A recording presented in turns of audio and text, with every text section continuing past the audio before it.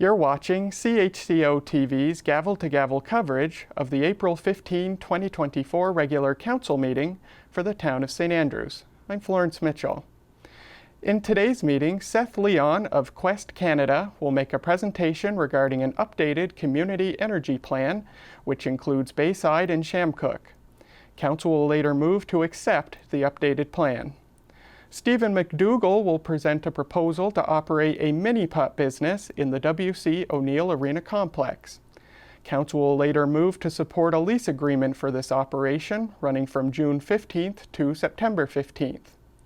Finally, Rose Umlis of ECW will make a presentation on Project Village Car Share. Under Planning and Community Development, Councillors Harland and Heenan will move that Council sets a date of Monday, May 6 at 7 p.m.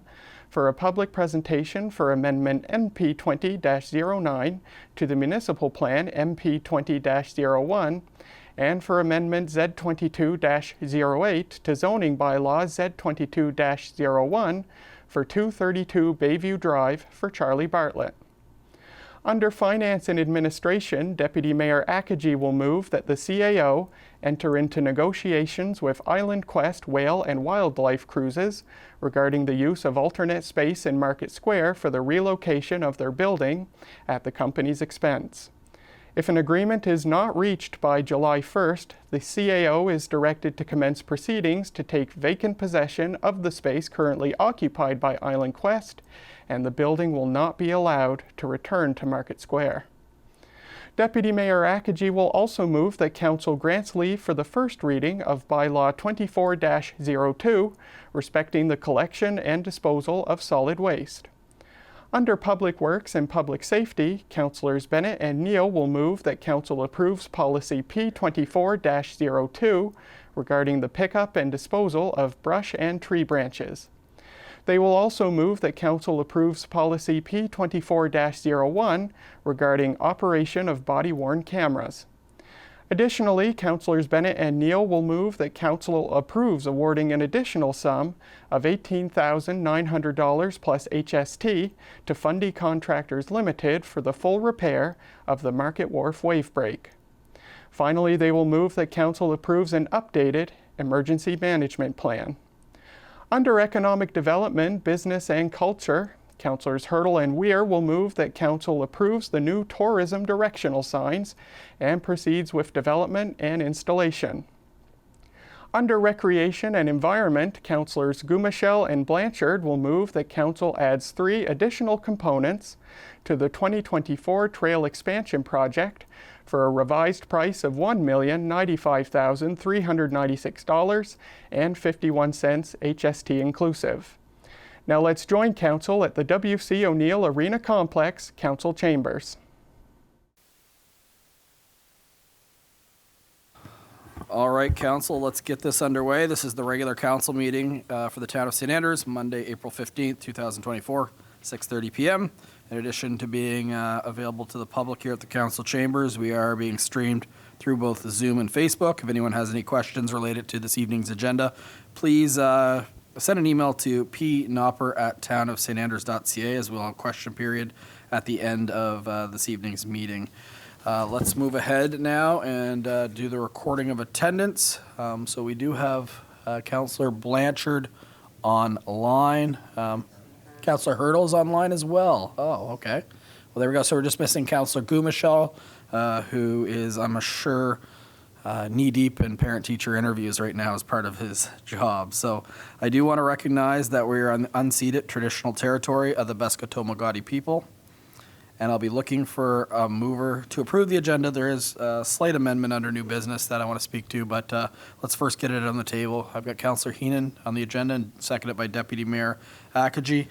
I think that if you look before you, you will see under new business, it'll be a recommended motion in regards to the one-way street for the town of St. Andrews, and as well there will be for a temporary seasonal 4-way stop sign. So I'll be looking for someone to move to amend to include that in our new business. I think.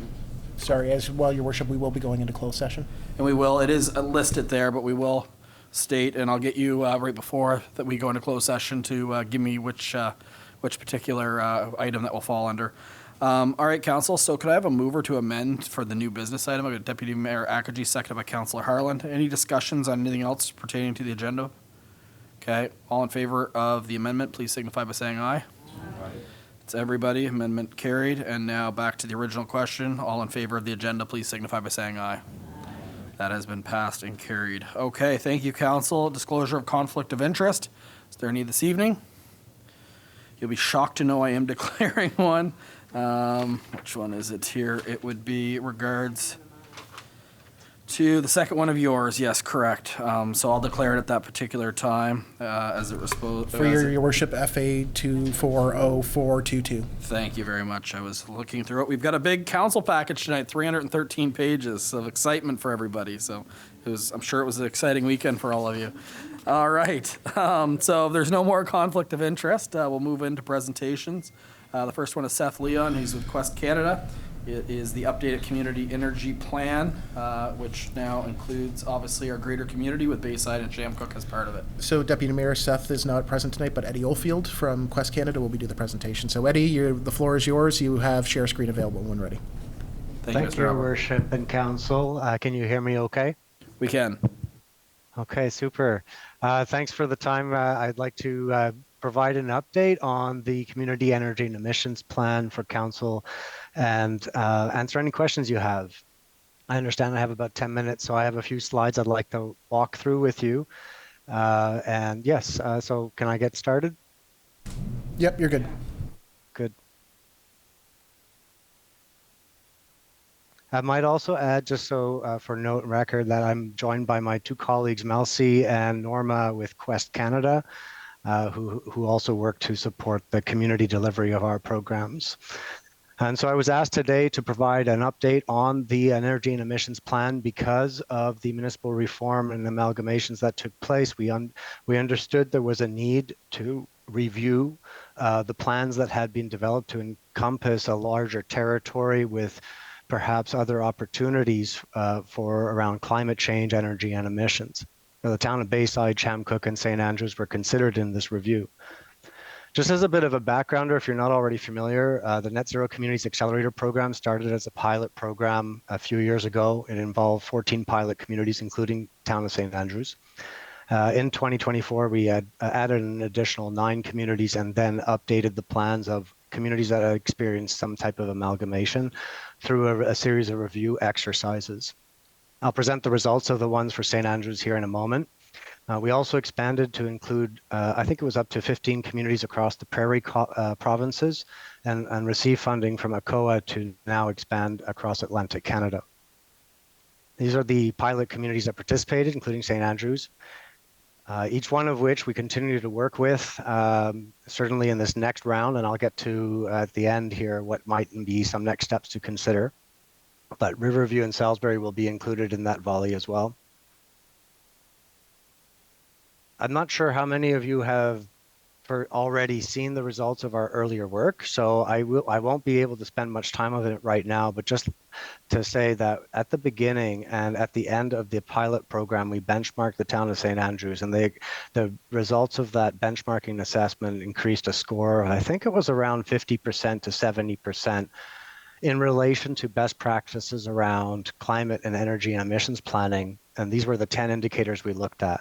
So within each, we're looking for evidence of policies, practices, programs, innovations, and so forth that'll respond to this net zero commitment. So I'm going to now spend a few slides here to talk about updates to the reports after the amalgamation and reform process was concluded. And it started with a review of the energy mapping exercise that was originally conducted. Now, these are not photos of the town of St. Andrews, but we do many of these. I believe in the first case, we did it virtually due to COVID factors with the town of St. Andrews. And I'll show you in a moment here what the results of that initial mapping assessment provided us. And then I'll show you what were the, when we looked at the wider region, what were the opportunities that were identified. So in our virtual setting, we were able to engage with staff, council, other community stakeholders to identify a set of actions that corresponded with reducing emissions across the efficiency, renewable heat, renewable power, land use, transportation, and other categories. These exercises are interactive, so you can drill really down into parts of the community and have a discussion around the art of possible, and also to better plan and coordinate what those actions entail.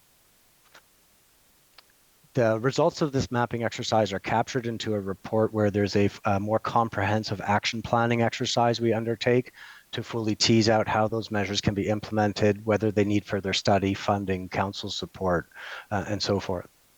So when we looked at the larger territory, we were then able to identify areas outside of the downtown area of the town of St. Andrews that correspond to the objectives of this plan.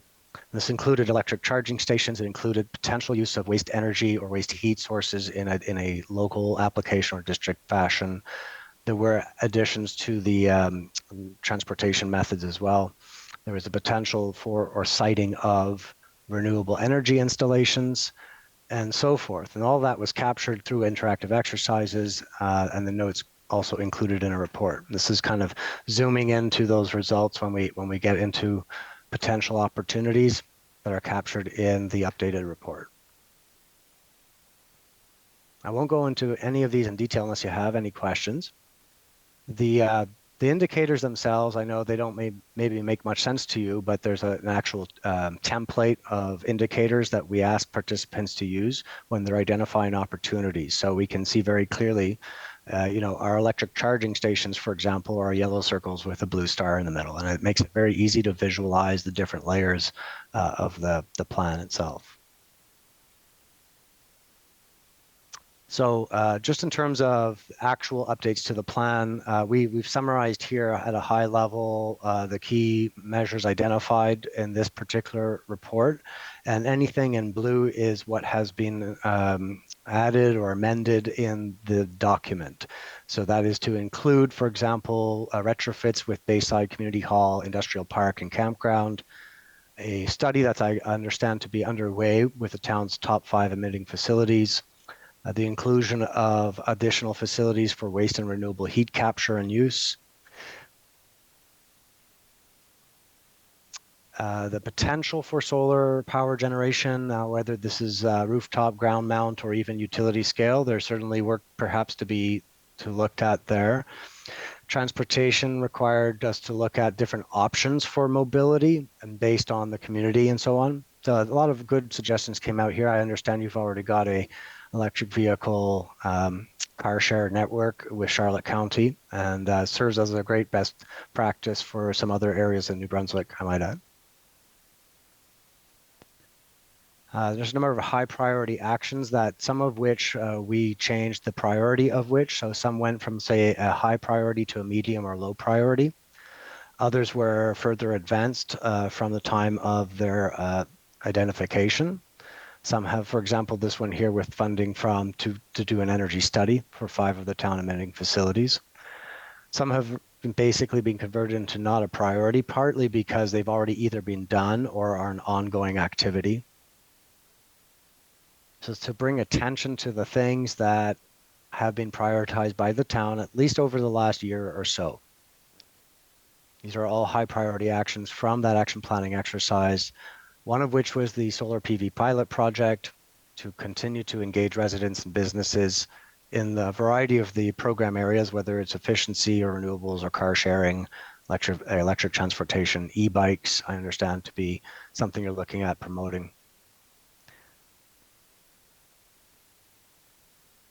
And then there are a number of medium priority actions here, one of which is that energy technical mapping assessment, which really looks more into the acceptable placement of utility scale solar or wind projects within a given geography.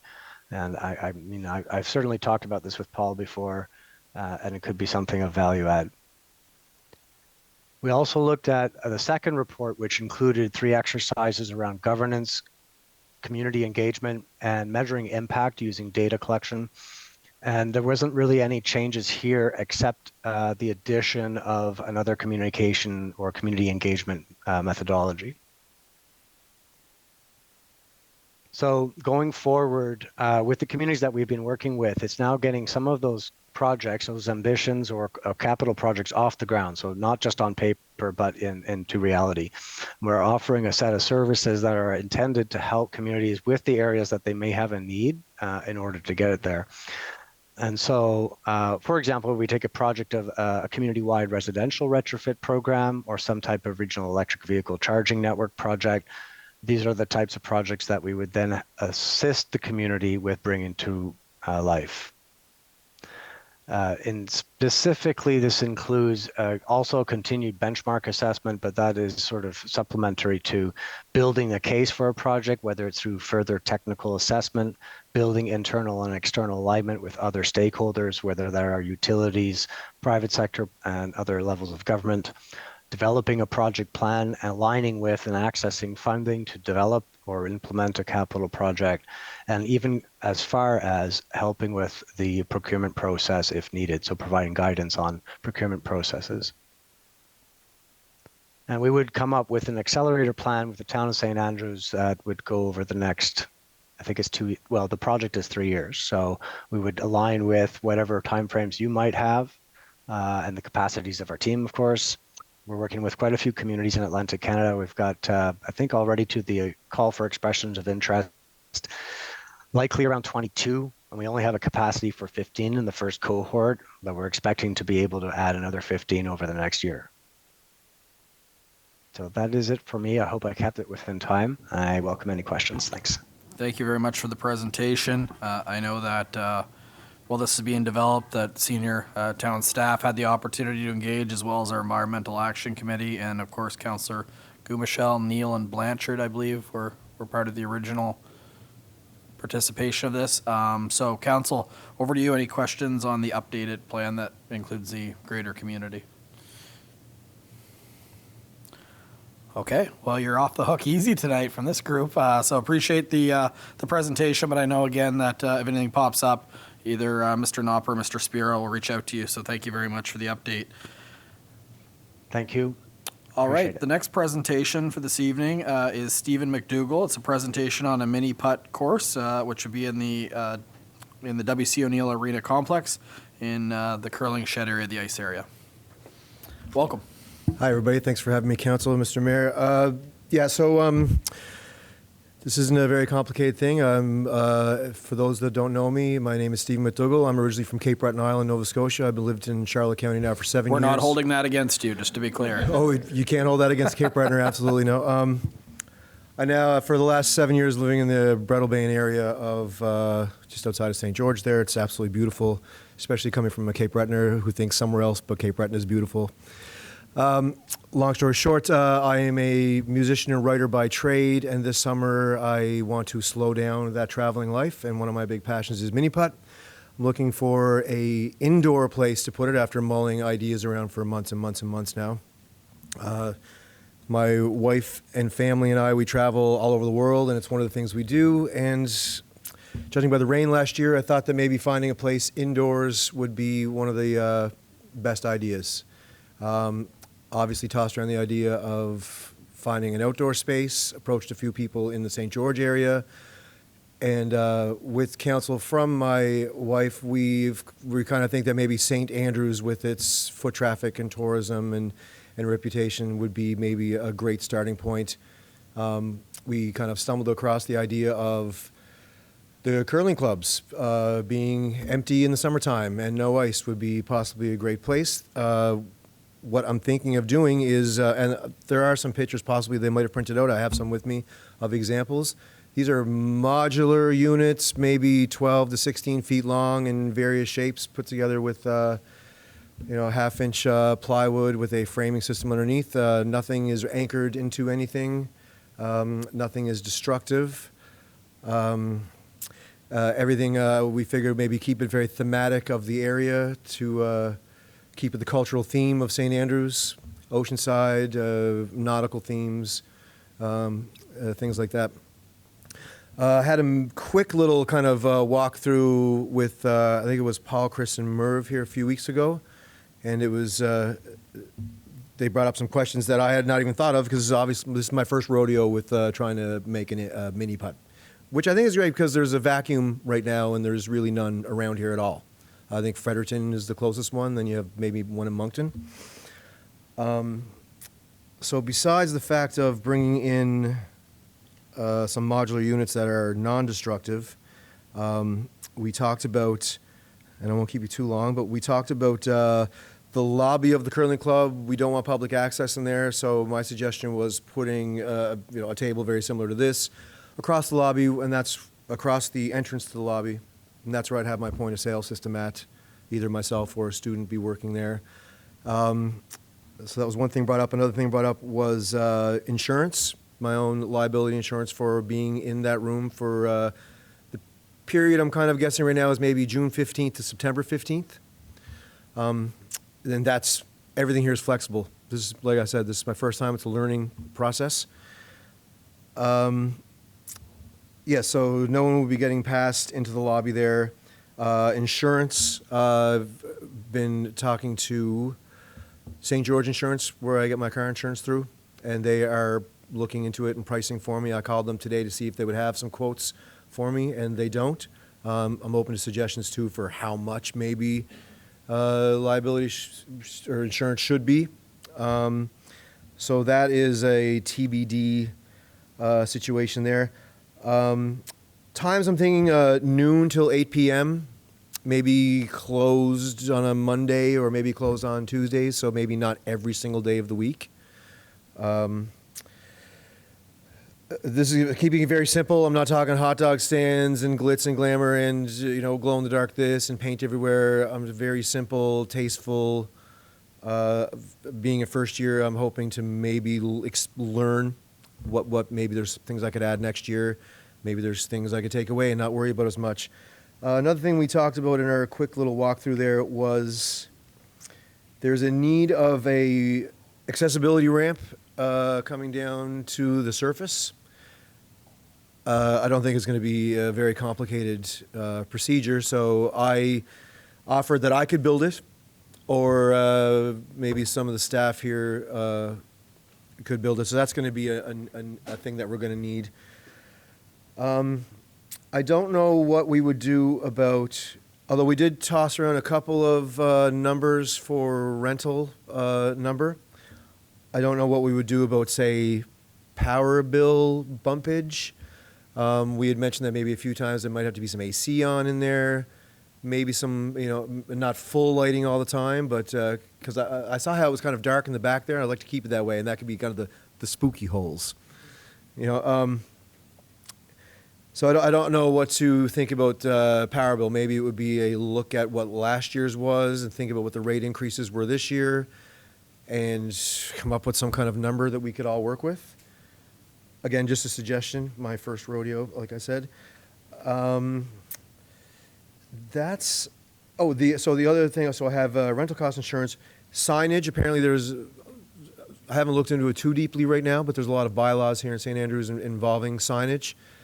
Size, placement, colors, et cetera, and I'm absolutely, of course, more than willing to work with whatever the parameters of signage are in here. I work a lot with the Algonquin anyway in the entertainment department up there. So I'm thinking brochures, maybe even a little demonstration hole I could leave up there somewhere in the lobby with the little sign on it. Might be an interesting idea. The idea is for publicity and advertising. I go on and on ad nauseum. My experience in the entertainment business, I feel like I could. There's a lot of crossover into getting the public to come to something, basically. And I think I would have, just to kind of double down, maybe have some waivers that people sign, nothing serious. And that's where I'm at right now. I'm certainly open to questions because I'm taking all the advice and anything I can get right now. Perfect. Well, appreciate the overview of it. Attached in the packages of counselors is some images of kind of what you're talking about, the modular. Yeah. Which helps for the visual for those that were wondering how this would work. I will say, for questions, this building does cost a lot of money to operate, and one of the goals of it many years ago, I guess it'd probably be 6 years ago, 7 years ago now, was if this building is going to require investment, is we need it to serve the community and to provide and have active activities all year. And I think we've come a long way from what it was 7-8 years ago, but I still think that there's an opportunity to grow the use of this building all year long, and the lull in this business is obviously the summertime. So I'm really delighted to hear that you're looking at this opportunity and that you're meeting with senior staff. I guess my question, when it comes to things like the power and stuff, we'll let the CAO negotiate that. Council typically doesn't. What he usually does is he will take the end agreement to us or the lease for review in most cases. So that's probably when council will have an opportunity, but Mr. Spear will be the one to negotiate kind of what's fair and things like that. And as a new business, you're already taking a lot of risks, so hopefully it'll be something that can work for both sides. I guess I'll open it up to questions from council. Is there any questions that anyone has at this particular time? Councillor Heenan. Yes, Your Worship and Council. I'm very pleased with this proposal. I find it great that we have something to do on a rainy day. Right. And I think that it really gives the town a spark. So I think it's wonderful, and I thank you very much for your presentation and work. Thank you. Thank you. Thank you. Any other councillor? Councillor Michelle. Thank you, Worship. Thanks. Sorry I was late, Stephen. So it's modular. Maybe I probably missed this. So would that mean if there was another event, you could like pick things up, move them over, and Yeah, I think we actually discussed that a little bit about the possibility of using them for, I think you guys had mentioned a Canada Day thing. You were tossing an idea of having modular mini pub. But yes, absolutely. so Yeah. there's some events that happen in there in the summer time, aren't there? Currently. Typically not until indulge. It's Okay, relatively. It's not to say that there hasn't been things over the years, but Gotcha. a lot of the things that happen in there could probably be moved over to the other ice surface. So good. Gotcha. Yeah, and I guess on that point, Mr. Spear, you don't see any with things like, I think they've done pickleball in the past and things, but that's all on the arena ice floor, right? Yeah. The hockey side. That's why Mr. Henselbecker was there, just to see, nothing really booked. So it'd be utilizing space that really has nothing going on in it. Perfect. And yes, they could be easily picked up and moved. I figure they'll be in at least 2 to 3 pieces each, screwed together, stable, safe. I mean, obviously, you wouldn't want to move it every day, but No, gotcha. Only if you help. but I mean, I'll be moving them from my place down to here, and I make them as easy as possible. But as you can see in that first picture there with the lighthouse one, I really like to see that vision of very tasteful, kind of that artisan look, keeping with the theme of St. Andrews itself. I like to keep it very classy and very, very cool. Something that people would, word of mouth, maybe would be like, you have to go down there kind of thing. Perfect. Fantastic. Ireland. Sorry. Go ahead. Sorry, one Councillor other Michelle, question. we'll go to you. Sure. It's an exciting initiative, but of course we have another, Lacey, the curling club, and I would hope we'd work carefully with them because we'd have to, with golf balls and they have a new score clock, new scoreboard, which was quite expensive, which was put out, so that would need to be covered. I'm sure working with staff, we could figure stuff out for Yeah. these logistical things, but to make sure that the scoreboard was preserved, and also all the glass at this end would need some kind of plywood or covering over it, and I'm sure staff could come up with Yeah. something out there from Chris's place to cover it up and make sure that the windows weren't damaged, because our primary tenant there is the curling club, and we want to be able to work carefully with those guys too, because You may get the odd person that would, for some reason, have it in their heads that they want to take a chip shot at Yeah. the mini putt. Yeah, Yeah. I can completely see that. Yeah. so we could definitely take steps to mitigate any kind of damage that might happen to the things, but it's very exciting. Thank you. Sorry I was late. Thanks for the presentation. I think if there's any areas of concern, I think some netting might even do the Yes, trick that on as stuff well. like that, right? Some fine netting, Yeah. but that fit a nautical theme if that's. Well, what you're going it's with. funny that you say that. That's exactly what I was thinking as well. So Yeah. I've got a lot of things to gather up, and netting to prevent, even just, I was in there looking at the walls, and you've got the advertisements on the board in there and stuff like that. Even just something to keep that safe. You don't want to, like I said, if one in every 300 people that go through there feel like they want to take a chip shot for some reason, or they've had a couple of drinks down at the Red Herring and they come up to play mini golf. We want to protect as much as possible. So I mean, I can net the whole place up if it comes to that. Thank you, Councillor Ireland. Thank you. Really exciting proposal, and really hope it comes to fruition. You mentioned about building a ramp.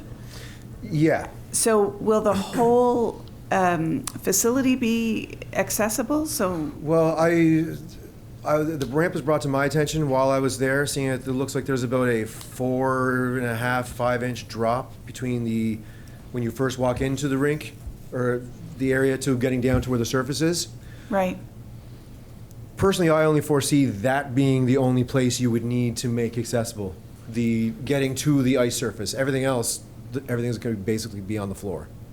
Not to interrupt, but there already is a ramp they have for their machine.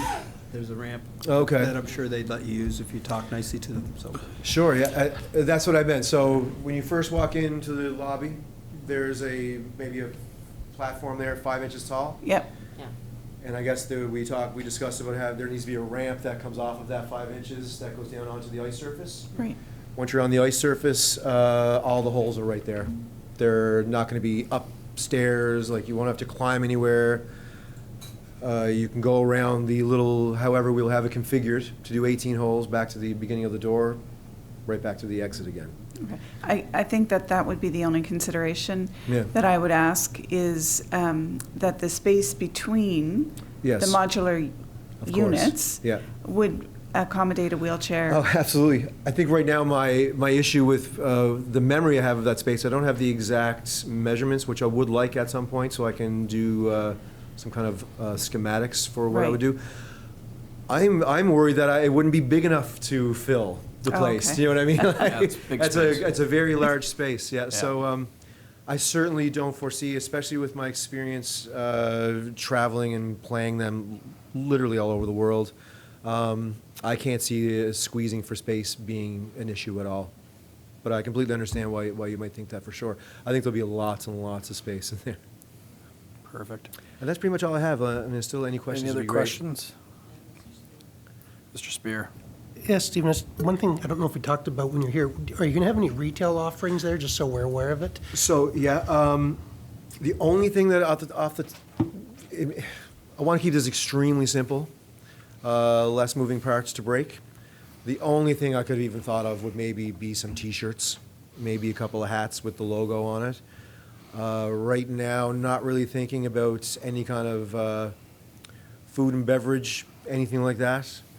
I think the only place that I could imagine myself going there, in theory, would be, I don't know, one of those machines you see at a hotel or something with chips and Vending. pop and stuff in it that maybe I could wheel in at the beginning of the season, wheel out at the end of the season. That's all hypothetical. Right now, I'm just basically focusing on opening up the sport side of it. I think obviously you're going to get some kids there that are being like, I want a drink, I want this, I'm hot, I'm cold, whatever. So maybe some kind of vending machine. Although it's a hockey rink, so I mean, I'm not sure. I'm there constantly. I'm not sure if there is a vending machine in there or not. The rinks all tend to blend together after the end of the season, which we're still in. That'd be the only thing I can think of. Maybe a vending machine, and that's a stretch because that's not on my budget list right now. Maybe a little rack of T-shirts and hats with the logo. Right now, it's tentatively called Sailor's Mini Putt. Again, trying to keep with the theme, and just a little Sailor's Mini Putt St. Andrews hat. Maybe, who knows? Just anything to bring in the music business. We call the music business the business of nickels and dimes. And if you kind of carry that thought process sometimes over to everything else, there's extra revenue there with shirts and hats and a couple of bars here and there. Again, that's how do you describe it? Mid-priority list right now. Perfect. I could see actually a good business opportunity as well as a Charlotte County miniature golf championship. Something like that would bring in a lot of people to come for a weekend. Thought of believe it or that as not. well, especially if you have, to A charity open it up, component some weekend. prizes, and they don't have to be crazy. Get some people in, get some tournaments going.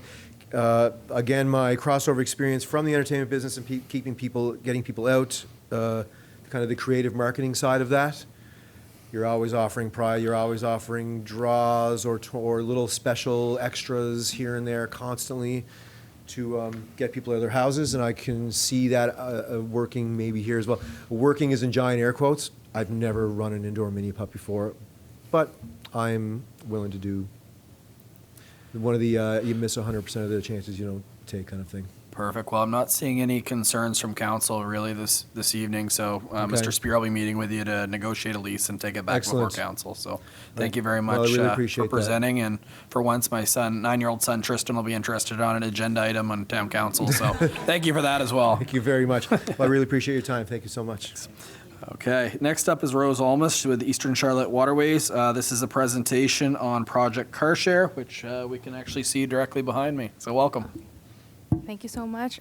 Before I start my presentation, I would like to thank the councilors and your worship for your time, giving me a part of your time. I'm just here to give you an update on our achievements and development for the Project Village Car Share here in Charlotte County. So what we're going to present today is the car share in St. Andrews. Also, we wanted to go over the car share members' profile, who are we serving in this community.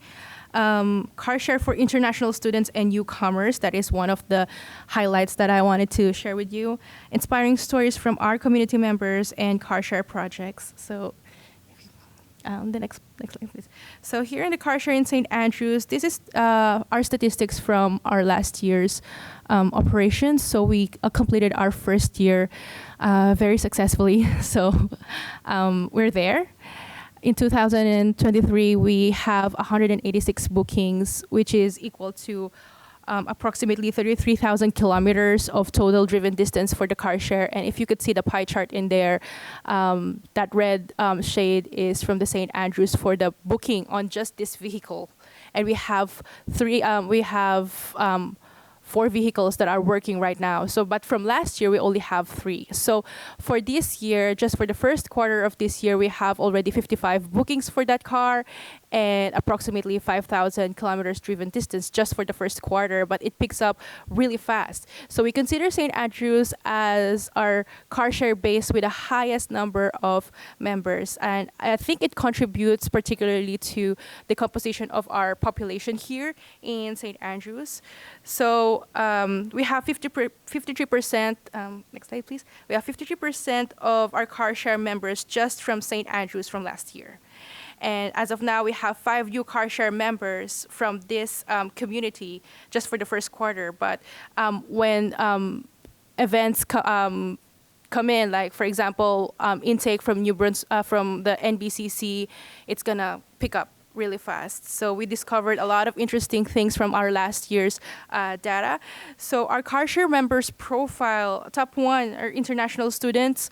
We have young adults, we have working professionals and young families. So we learned from last year that we have a lot of need from international students and newcomers in the community. So, but the way that the car share is set up, somehow it's a little bit, there's still some friction, you know, with requirements and stuff like that and insurances. So I'm gonna walk you through those things a little bit later.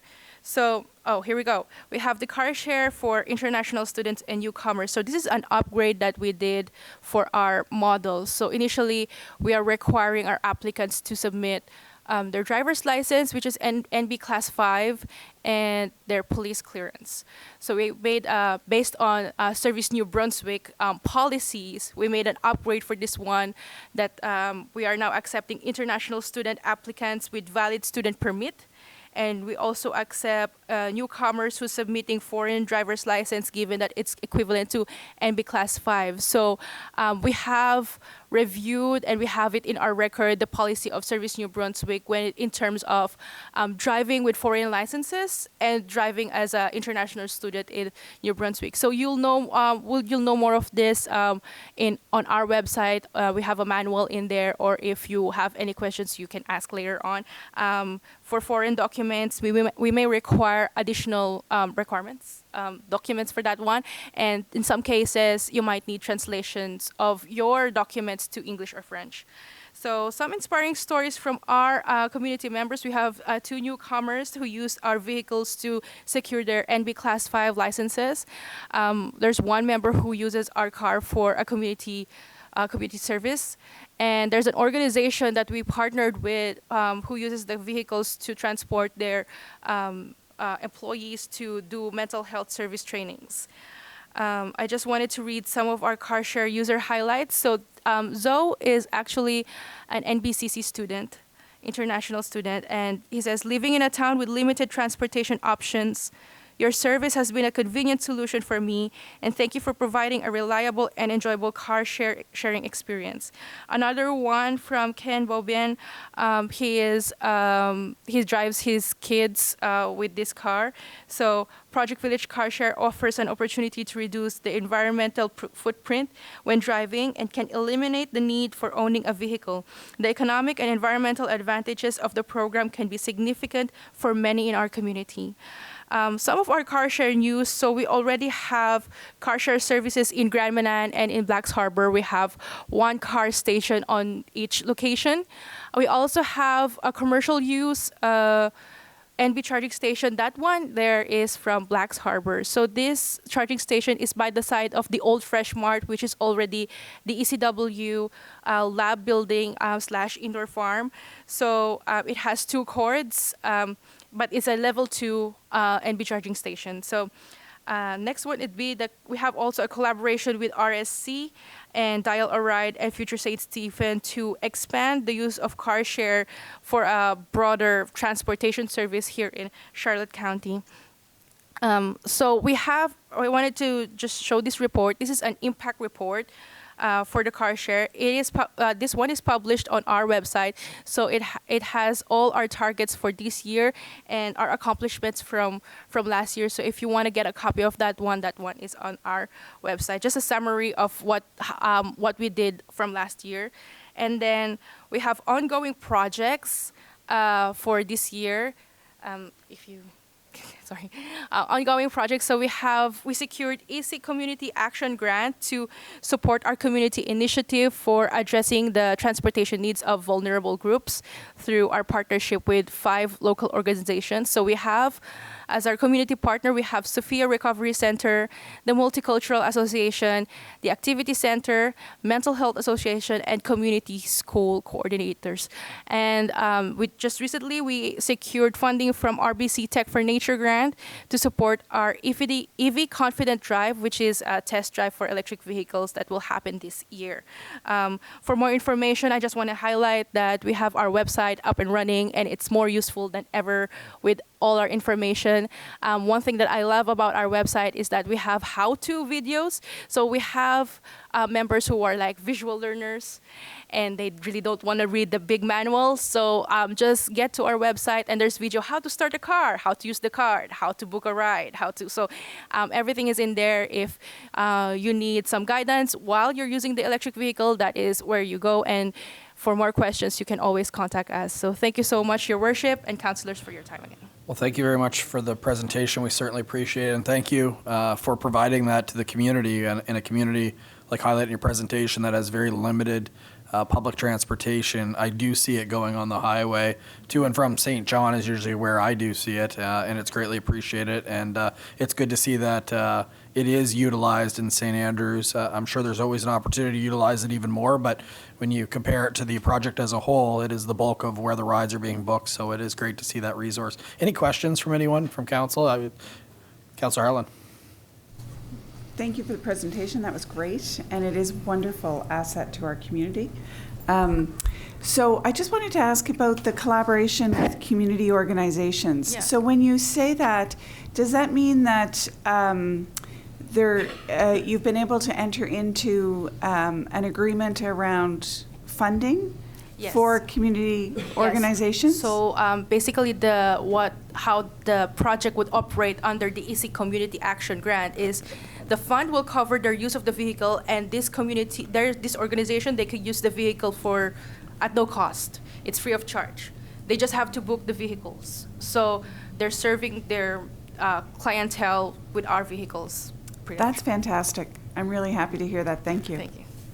Anyone other member of council? Online? Sir, was there one online? Oh, I see that. Now I see it up in the top left corner. I should have brought my glasses. Councilor, now I see the hand. So Councilor Blanchard. Thank you, Your Worship. Not so much a question. Certainly want to say thank you for the presentation. And as Councilor Harlan had mentioned, happy to see the uptake in St. Andrews compared to the rest of Charlotte County. I'm not surprised. I've talked to many people, and a number of people that were excited when it was proposed, and I'm glad to see that people have taken it on. But maybe I'd say more of a comment, just to put a little plug in for electric vehicle charging infrastructure in the town of St. Andrews. Our family is an electric vehicle family, and we've certainly experienced some of the challenges around finding electric vehicle chargers when we're out and about away from town and away from our home charger. I know we do have the level 3 and a level 2 right in town, but certainly as a community that depends so heavily on tourism, obviously we're looking for, we want people to stay in St. Andrews for multiple days, but we do still have a lot of day trippers that come in and out, and having level 2 chargers available in the downtown area, I think would be a real advantage. Having a place where you have to park your car and then walk 15 minutes or whatever to get to where you want to go is not always that convenient. So having more electric vehicle charging in the downtown core, I think, and the historic business district, not necessarily just at the arena, I think would be really beneficial and something that this council needs to consider for the future. Thanks. Thank you very much, Councillor Blanchard. So we can put that in the parking lot. I know there's grants and opportunities out there, but it seems like that would fall under kind of an annual budget conversation as well. But I'm sure you're depending on grants from other levels of government as well. But on that note, maybe increasing the visibility of the ones behind the arena might be a good first step as well, because I'm not sure everyone that drives by actually really knows that it's there, since it's we do appreciate it, but it is kind of hidden, right? So thank you for those comments, and I'm sorry I didn't see your hand. Councillor Hurdle's shirt was distracting your yellow hand. Mr. Spear. Thank you, Your Worship. Hi, Rose. Just a couple of quick questions. The first one has to go with the location of the car, and we have no problem with it being there, but I know, especially during the winter, you ran into parking issues where everything would be full. Now that you've got the visibility, which is the reason you wanted it up here, do you think we should look at an alternate location? Like this may or may not even be closest to the people that are using it, so is it something we should probably have a discussion about? We're not chasing you, but if it's more convenient, a spot where you'll be able to find parking spaces other times of the years, it might be worth a discussion. And secondly, early on in the process, there was some questions about insurance. It almost seemed that you had to have your own car insurance to drive. Have you overcome that obstacle? Yes. Okay, yes, so people can buy their own, whatever, through their fee or whatever. Yeah, Okay, so good. people who are registered with us, our car insurance is active already, so we have it for all 4 vehicles. There's always some questions about, do I need to have an insurance? And we always say if you have a personal insurance, good for you, but our car share, our service has an insurance on them. Thank you. Good. All right. Thank you very much for the presentation. We do appreciate it. Thank you. All right, Council, we're through oh, sorry. Can we just turn the heat down? We have a request of heat. All right. Should we take a vote? We have 3 presentations completed. There is no approval of minutes. We did that the last meeting. But under communications, just something I wanted to make the public aware and council that MAD, so the Vice President Jordan Holmes, reached out in regards to crashed car awareness campaign, which runs in April, and they're hoping to basically move in with the local tow company a wrecked vehicle and putting on display with MAD stickers and logos on it to remind people of the dangers of drinking and driving.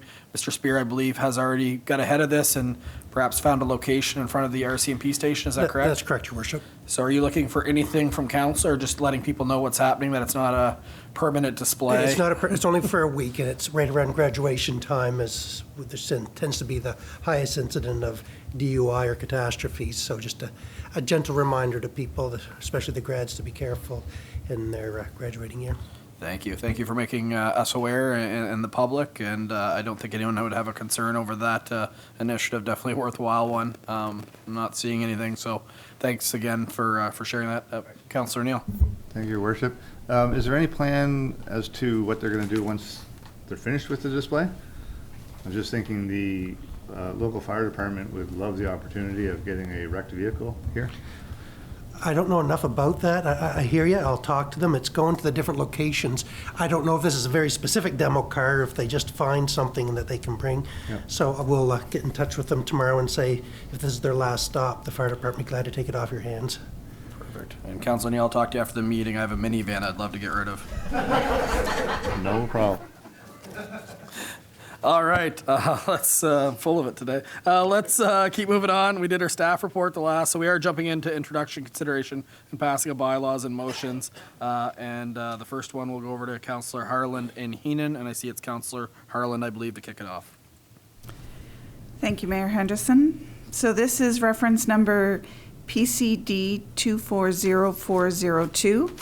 And the subject is Amendment MP 20-09 to the Municipal Plan MP 20-01 and Z 22-08 to the Zoning Bylaw Z 22-01, Charlie Bartlett, PID 15156425. And the background is as follows. The Town of St. Andrews has received an application for rezoning PID 15156425 at 232 Bayview Drive for Charlie Bartlett. The applicant is proposing a retail fishmonger in the existing barn on site. Please see the attached staff report from Senior Planner Alex Gopin for more details. Amendment steps would include, for council, would include a public presentation, public hearing of objections, obtain views of the PAC, first reading, second reading, third and final reading. If council is supportive of the application moving through the process, the first step is to call for a public presentation. So the motion is as follows, that the Council of the Town of St. Andrews sets the date of Monday, May 6th, 2024 at 7 p.m. for a public presentation to Amendment MP 20-09 to the Municipal Plan MP 20-01 and for Amendments Z22-08 to the Zoning Bylaw Z22-01 for PID 15156425 at 232 Bayview Drive for Charlie Bartlett, as per the Community Planning Act, Section 25(1). And I so move. Thank you, Councillor Harlan. Seconder, I've got Councillor Gumashell. This is open for discussion. It is important to note that there is a staff report, and Mr. Gopin is online as well. But typically, a lot of the questions are answered during the public presentation phase. But with that being said, I'd always give council the opportunity to ask any questions or for debate. So, council, over to you. Councillor Bennett. Thank you, Your Worship. I do want to point out in the package prepared for us, Senior Planner Gopin, he did acknowledge that there's no fishmonger in the area and that it's over a half an hour to the nearest one. But however, I do believe that he overlooked in our downtown core, we do have one business that sells fish for a living, and it's not a half an hour drive. It's down on Main Street, so it's I do think that should be taken in consideration. That we do have, well, actually we have two businesses downtown that sell fish. We have a grocery store that has a pretty decent selection of fish, and then we also have Spice Box. Excuse me, thank you. We have the Spice Box. So to say that this town doesn't have one is not appropriate. But thank you. Thank you, Councillor Bennett. And point noted that there is other locations as well that do sell it, but I think primarily for seafood only. I don't think there's the equivalent that you see in some other communities, but I hear your point. There is options available in the community that obviously would be somewhat competition, right? So point taken for sure. Any other member of council? Councillor Harlan. Thank you, and it is an important acknowledgement. However, I would also acknowledge that we haven't had a fishmonger in this town for a number of years. So Allie Spear had one. She operated a fish, just a standalone fish shop for a couple of years, and before that, I think it was at Mama Shop. It was at the Cottage Shop. Cottage Craft. That's right. There's another one for right. But my question to Xander is, I'm assuming that this would be a retail business that would be open like Monday to Friday or Monday to Saturday, 5, 6, or 7 days a week during certain business hours. Is that correct, We're technically not open to the public for that. Would be more of a public presentation. I Well, know you're looking for answers, but it's kind of like that stuff, that hours and stuff would be part of the public presentation, right? I guess if council has a question. I can say it is a retail outlet, that I Yeah. do know for sure, so it's not meant just to be a service. Yeah, I suppose since multiple people are looking at you, it'd only be fair to give you the opportunity to answer. Sorry, but thanks very much. I appreciate the opportunity. Yes, Mic it's. on? I think so. Sorry. Thank you. Sorry. The question was, it's going to be open regular business hours. Right. And it's going, and something that's different than what Ali Spears was the last one that we had, which was fresh fish coming in regularly. I mean, this is going to be, it's intended to be bigger than that, and that's why we really like the location out on what we're calling the Little Red Barn. It's going to be an authentic fish market. Right. And the reason I was asking for clarification was that it's a retail business as opposed to any other kind of fishing industry kind of business. No, it's a shop. It's just a shop. Yeah. Yeah. Okay. Thank you. Okay. Any other member of council? You switched spots. You guys, it's like a Hollywood Squares. You're where Councillor Blanchard is.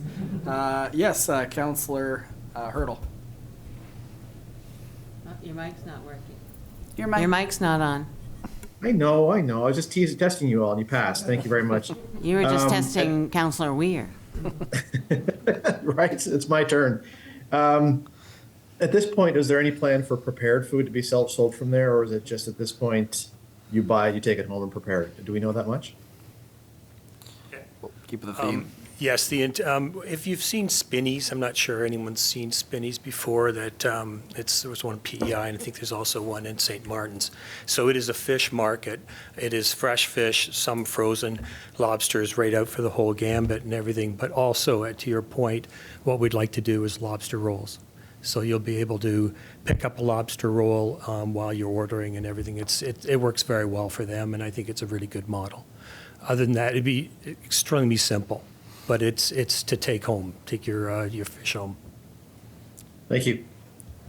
Any other member of council? All right, then I'll call the question. All in favor of setting the date for the public presentation, please signify by saying aye. That's everybody. That has been carried. All right, so I think that's it for, let me just take a look here. That's it for, I guess, planning and community development, so we're moving on to finance administration.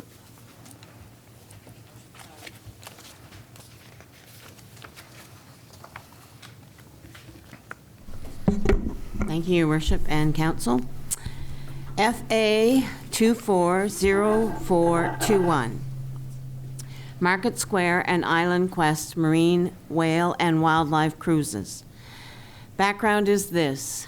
With the upcoming Market Wharf and Market Square project in the fall of 2024, the Island Quest Whale and Wildlife Cruises building will need to be moved for the duration of the project. In following up with legal, staff are providing council with a recommendation on the negotiation of a new lease agreement with Island Quest that includes the removal and return of the building under deadlines. Currently, Island Quest has a lease agreement with the town for the rental of land in Market Square.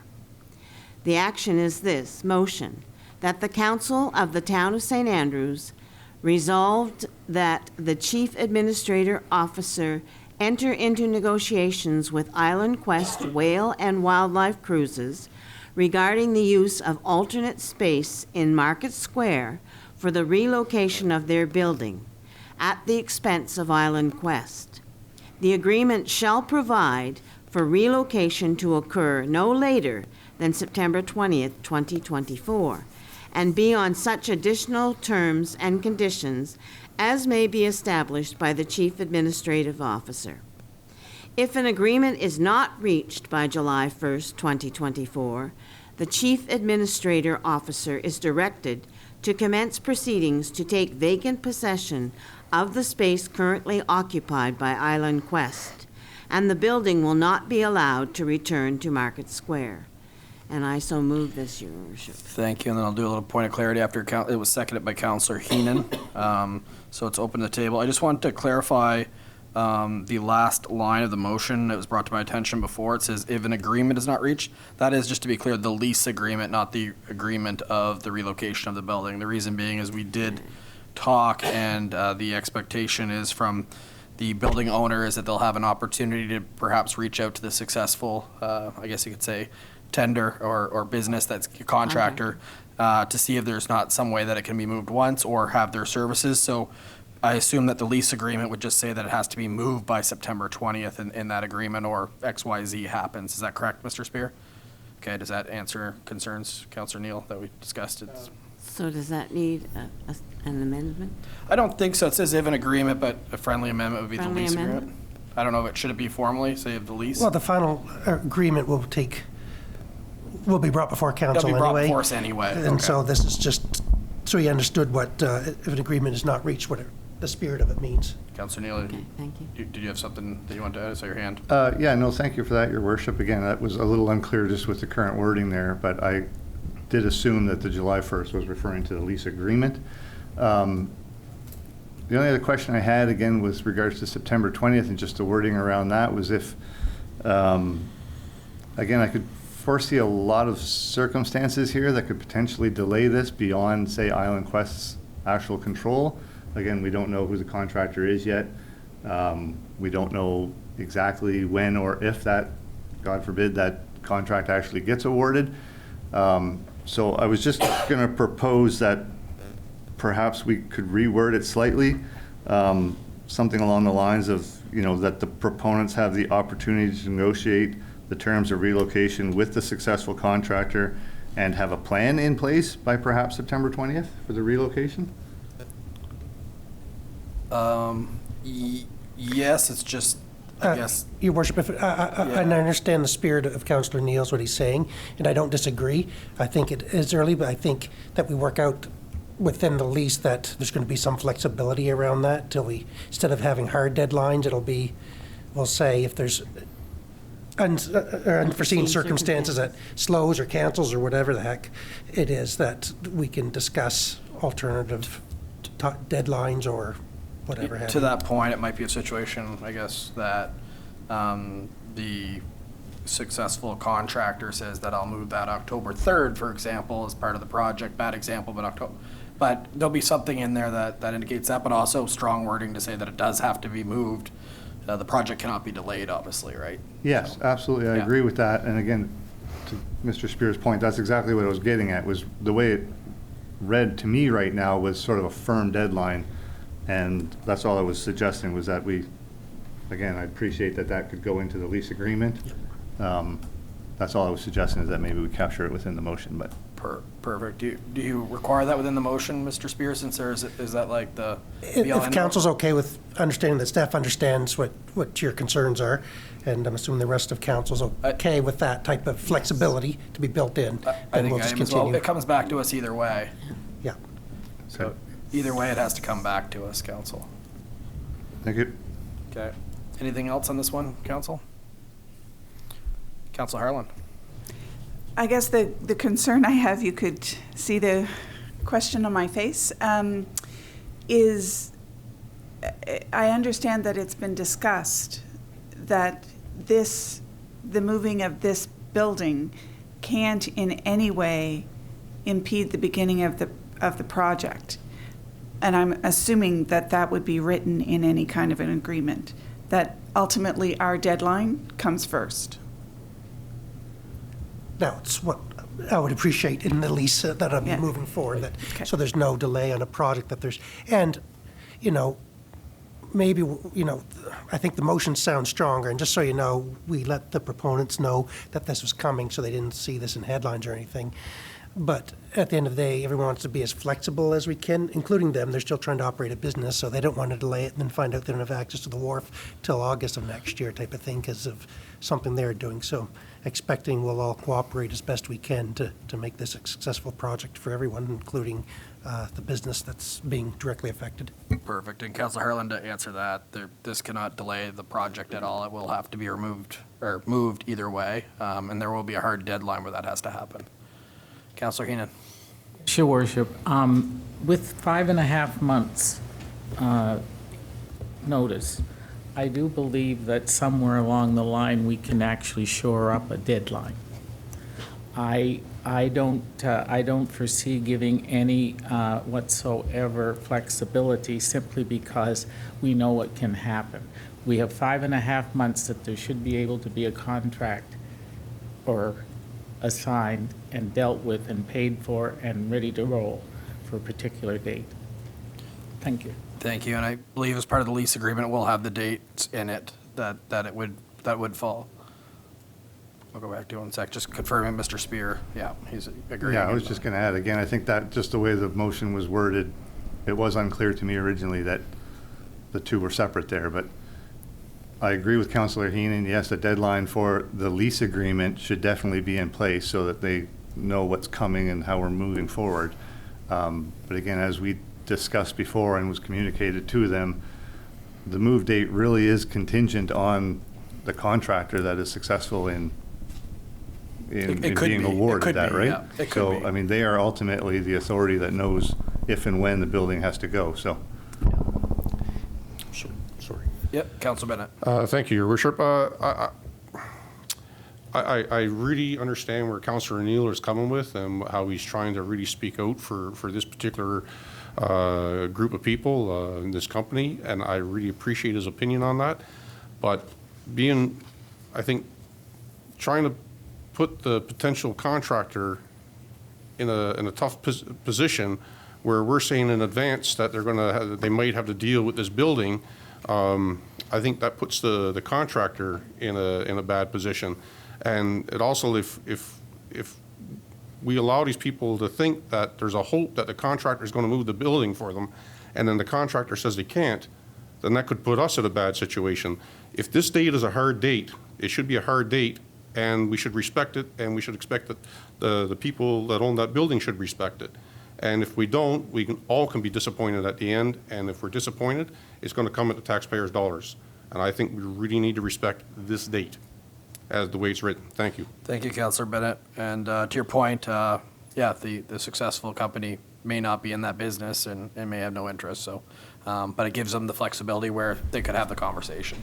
Yeah, and that again was discussed previously, again, that they can either negotiate with the contractor or again that they are on their own for the financial obligation of moving it. So either the contractor is moving it or they're moving it themselves. It doesn't yeah, affect the date at all. as long as they hit the date. Yeah. All right, Council. Any other comments? Okay. Oh, Councillor Blanchard. It's hard to see those hands up on that. Well, I hesitated, actually. I almost took it down. It sort of been covered, I think. For me, like I said, it was a little unclear as well. I had some questions about the agreement, if not reached by July 1st. I'm glad to have some clarification. We're speaking specifically about the lease agreement. Again, I really do feel strongly that the company involved needs the opportunity to be able to speak with the successful bidder on the wharf project, because as Councillor Neal had stated, they're the ones that have the expertise. They know if the building will have to be moved off-site completely during construction, or if they can sort of phase it, develop one side, and then simply move the building from A to B, where we sort of have a general idea where it could potentially go and remain. So I just, like I said, want to ensure that there's enough time, enough of an opportunity that they will have to, the company will have the opportunity to speak and negotiate with the successful bidder on the wharf project. That was my primary concern. Obviously, like I said, the company is on the hook for the move. The town is not responsible for that move financially or in any way, shape, or form. But I want to make sure they have the opportunity to deal with the the successful bidder, because they're the ones really that are going to be making the decision. Thanks. Thank you, Councilor Blanchard. All right, I'll call the question then. All in favor of this motion, please signify by saying aye. No, any opposed? That's unanimous. Thank you, Council. Next motion. Thank you, Worship and Council. My next one is FA 240422. Bylaw number 24-02, a bylaw respecting the collection and disposal of solid waste. The background is this. Deputy Mayor, just hold on a second. Mayor, can you please leave? Oh, you get to This get is out. your file. Thank you. You're welcome. Here I am trying to get, I'm like, I have a moment to get organized. Well, I'll be back.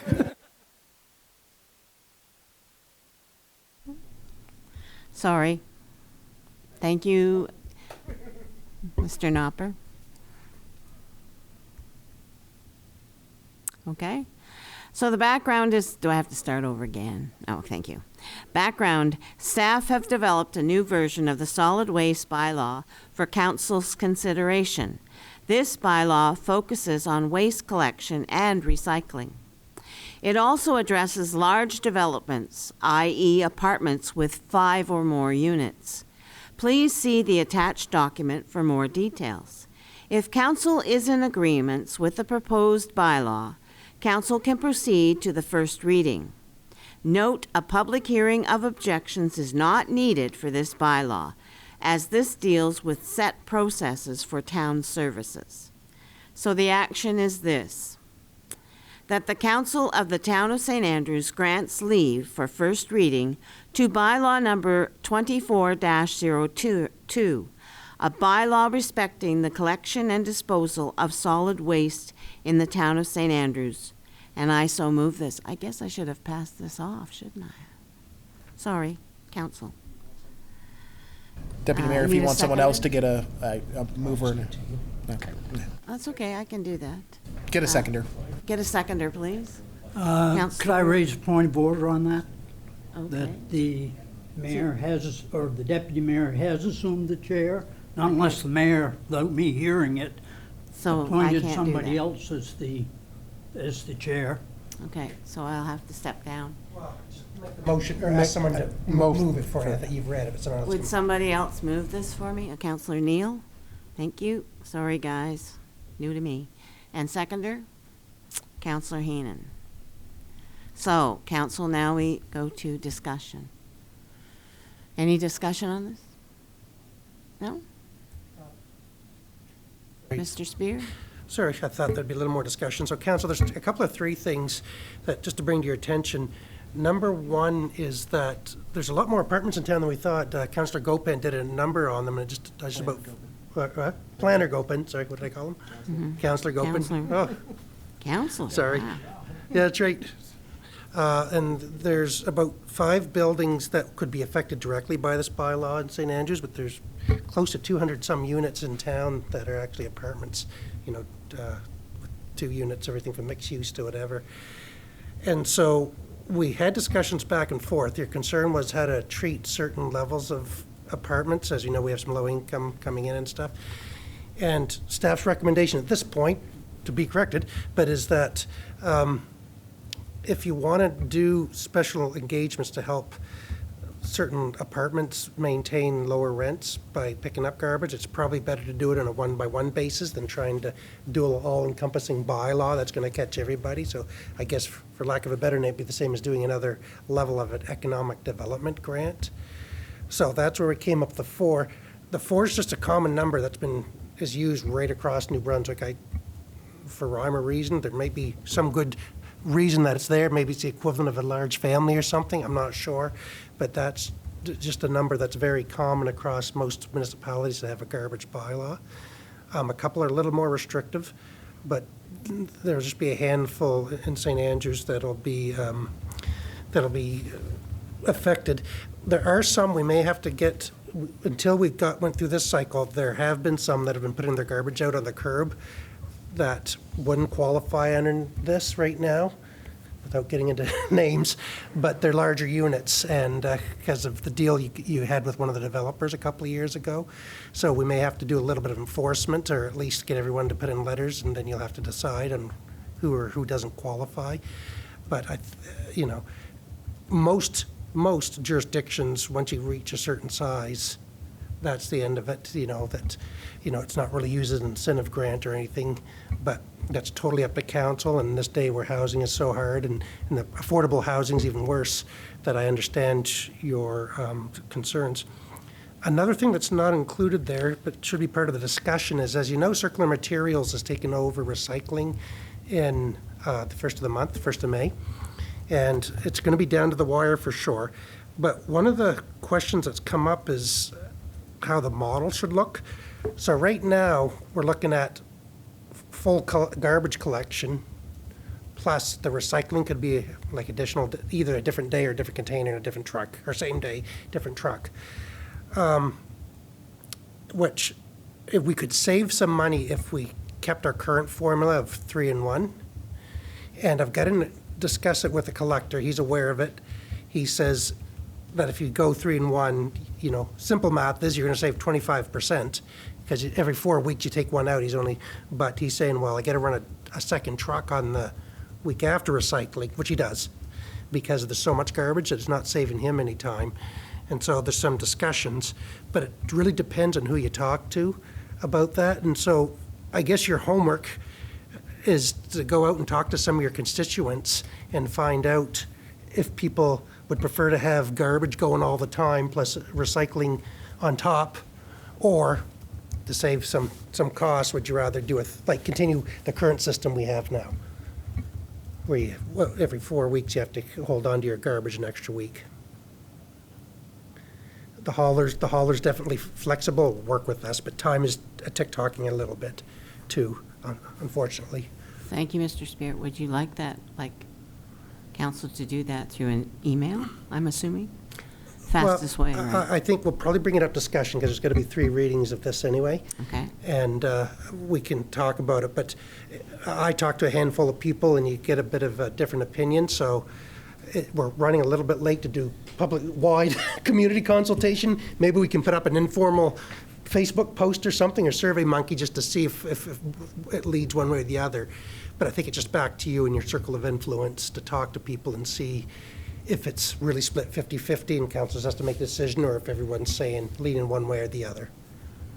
Okay, Councillor Heenan was the first one in. Yes, Your Worship. At least if we have it on the books as a first reading, it allows us to debate this a little bit more than if we defeat putting it through to first reading, then we basically, or if we shelve it, we don't get to find out what people think and what the public wants, and et cetera, et cetera. So I'm in favor of putting it to first reading simply because it gets it out there.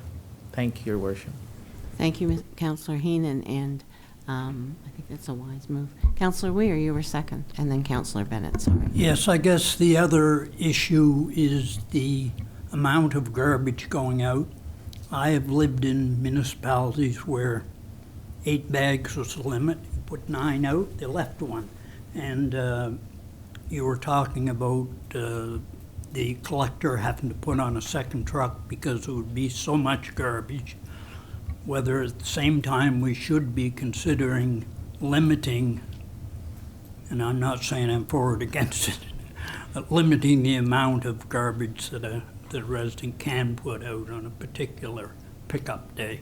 Can I respond, Your Worship? Before Mr. Councillor Spear. Bennett, if that's okay. So I saw that, and actually one of the cities has a system where you're only allowed 2 bags, and then you have to go to local convenience stores and buy a special tag to put on additional bags, so they're collecting revenue. But I didn't want to be the one to suggest that locally, so, that's not common. We do have a limit, I think, of 10 containers. 10 bags within our bylaw, which is sufficient. What we do is a little different, but people have really appreciated it, is a lot of communities have large bulky item pickups, which we don't. That, as long as it doesn't get out of hand, the collectors have been pretty good about if you throw out a couch or mattress or whatever, they'll pick it up, which is unusual. And but the council can talk about that, and the collector has no problems continuing with that cycle. Our service, I would say, has been all of our solid waste, from leaf bag collection to the future leaf or limb one we're talking about a little bit later, is some of the best service in the area, but it's been something that's been going on for such a long time that people have come to expect it, at least in the original town. But it's something that, of course, we can discuss if there's any more needed enhanced services in what were the previous LSDs in Bayside and Shamrock, to see what we can do there as well. Thank you, Mr. Spear. Councillor, is that okay, Councillor Weir? Okay. Councillor Bennett, you're next. Thank you, Deputy Mayor. If I could, please, from my recollection on doing our budget, we're roughly in St. Andrews, garbage collection is approximately 10-11% of the annual budget. And for the outlying wards, it's approximately 21%. So any resident that's got more than, or any property that's got more than 4 residents in one location, are they going to get a reduction in their taxes because we're not picking up garbage of that 11% or 21%? Are we still going to charge them the full rate taxes and not give them the services that they're paying for?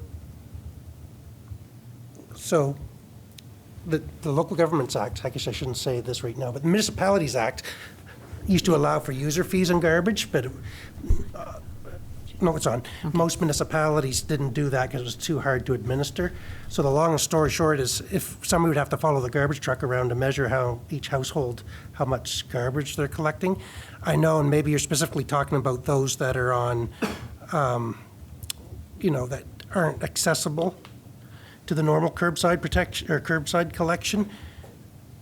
And the quick answer is not for 2024, because we have no mechanism in place to reduce their taxes moving forward if we want to talk about it.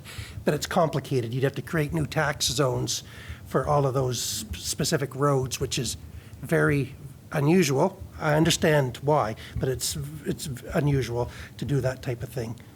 Thank you, but I think you misunderstand. I'm talking about what this represents, about the any address that has more than 4 that we're not going to collect garbage at for those residents, right? If we're saying now all of a sudden that we're not going to collect the garbage, but we're charging them for it, right? Are we going to say that we're not going to pick up garbage, but we're still going to charge them for that garbage pickup? Yes, but it's no different than, because they're for profit essentially. So it's no different than commercial in the downtown and stuff. We just have one bill rate across, forgetting assessments, forgetting all those other rates that the province charges us. The tax of St. Andrews in there, well, 2 rates per zone. And it's regardless to a certain extent of the service we provide, which doesn't sound, I know when I say it out loud, it doesn't sound right, but it's been the practice. Again, the assumption is that most of the units, larger units, are for commercial purposes. Not just housing, but they're commercial, they're investment opportunity. And so the landlords are paying within their property taxes, plus are expected to do it, to collect garbage. But again, no different than any of the retail outlets that are in town either, or institutional for that matter. Thank you, CAO, for that. But I got to say, I've got a real problem with saying that we're going to charge people a tax for a service and then not provide the service for them. And I would not be in support of this motion. Thank you. Okay, thank you, Councillor Bennett. Councillor Heenan. In respect to you, Councillor Bennett, I sat on a condo board for 18 years. We were assessed the same as every other property in the city of Fredericton. We had to do our own garbage removal because we were over 4 units. So we didn't get a reduction in taxes. We were just paid the same as any other assessed house. Thanks. Thank you, Councillor Heenan. Councillor Blanchard, you're next. Yep, thank you, Deputy Mayor. Just on the schedule of whether we go 4 full days and then recycling on top of that. Hearing that on our current schedule with 3 days of 3 weeks of garbage collection, and the 4th week is just recycling, but they have to double up on the truck the next week. I'd like to see, I'd like to see more of an investment in diversion. And again, we had a compost study that came across to our council not that long ago.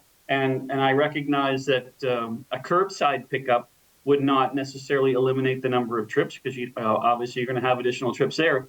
But a one-time investment into household composting, again, if we're not at that regional model yet where we're having that regional compost curbside, certainly if we're trying to encourage and providing opportunities, whether it's education, whether it's discounted rates on composting bins or something like that, where we can get involved, yes, there could be an upfront cost, but if the savings means, one less truck on the road, and on that next week, then there would be savings for the town overall in terms of overall garbage collection. So I think, diversion would be maybe a prudent thing to consider at some point as well. Thanks.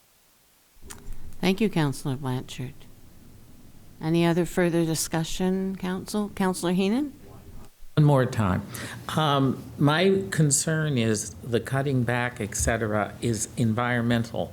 I believe I was for a walk in the woods one day, and the amount of garbage that's being thrown off in a particular spot in the woods because they don't have any disposal or et cetera, et cetera. It's a very fine line you have to walk with this garbage collection to equal it out to environmental impact, because you'll go back to having people throwing things into the ocean. You'll have them putting it in ditches.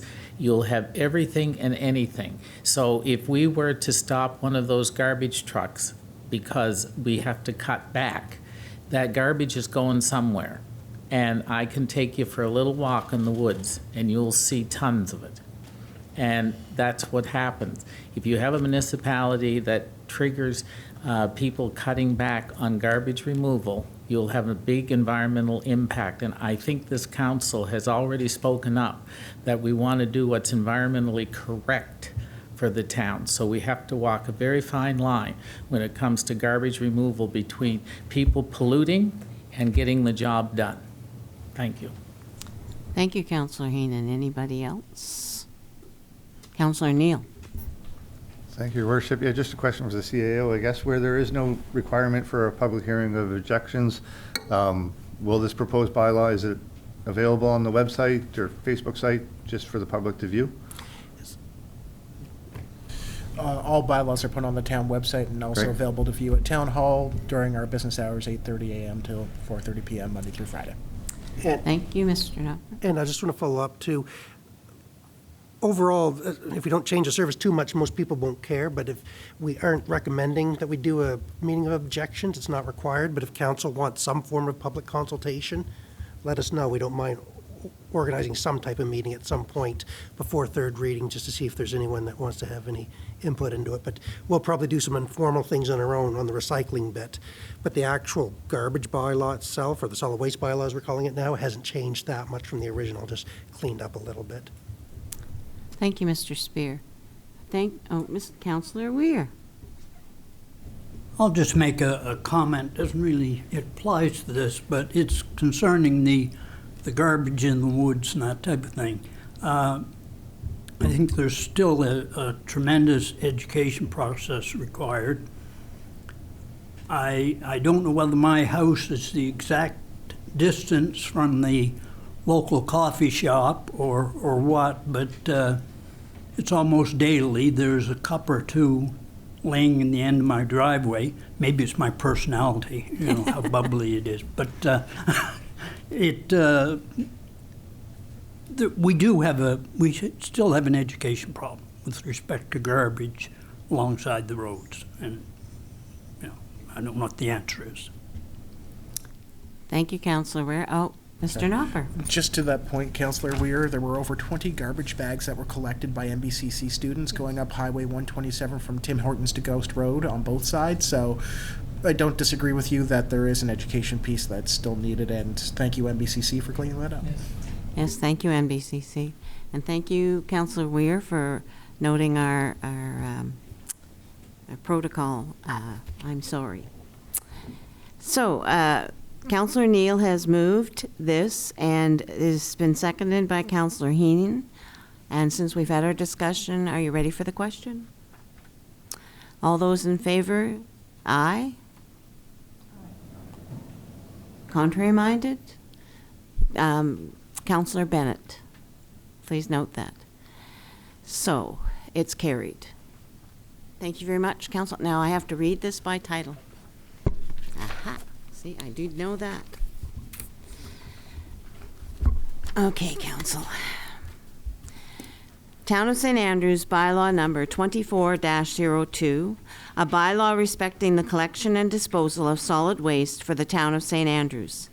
Be it enacted by the Council of the Town of St. Andrews under the authority vested in it by the Local Governance Act, Chapter 2017 C18 and amendments thereto, hereby makes and enacts this bylaw as follows. 1. Title.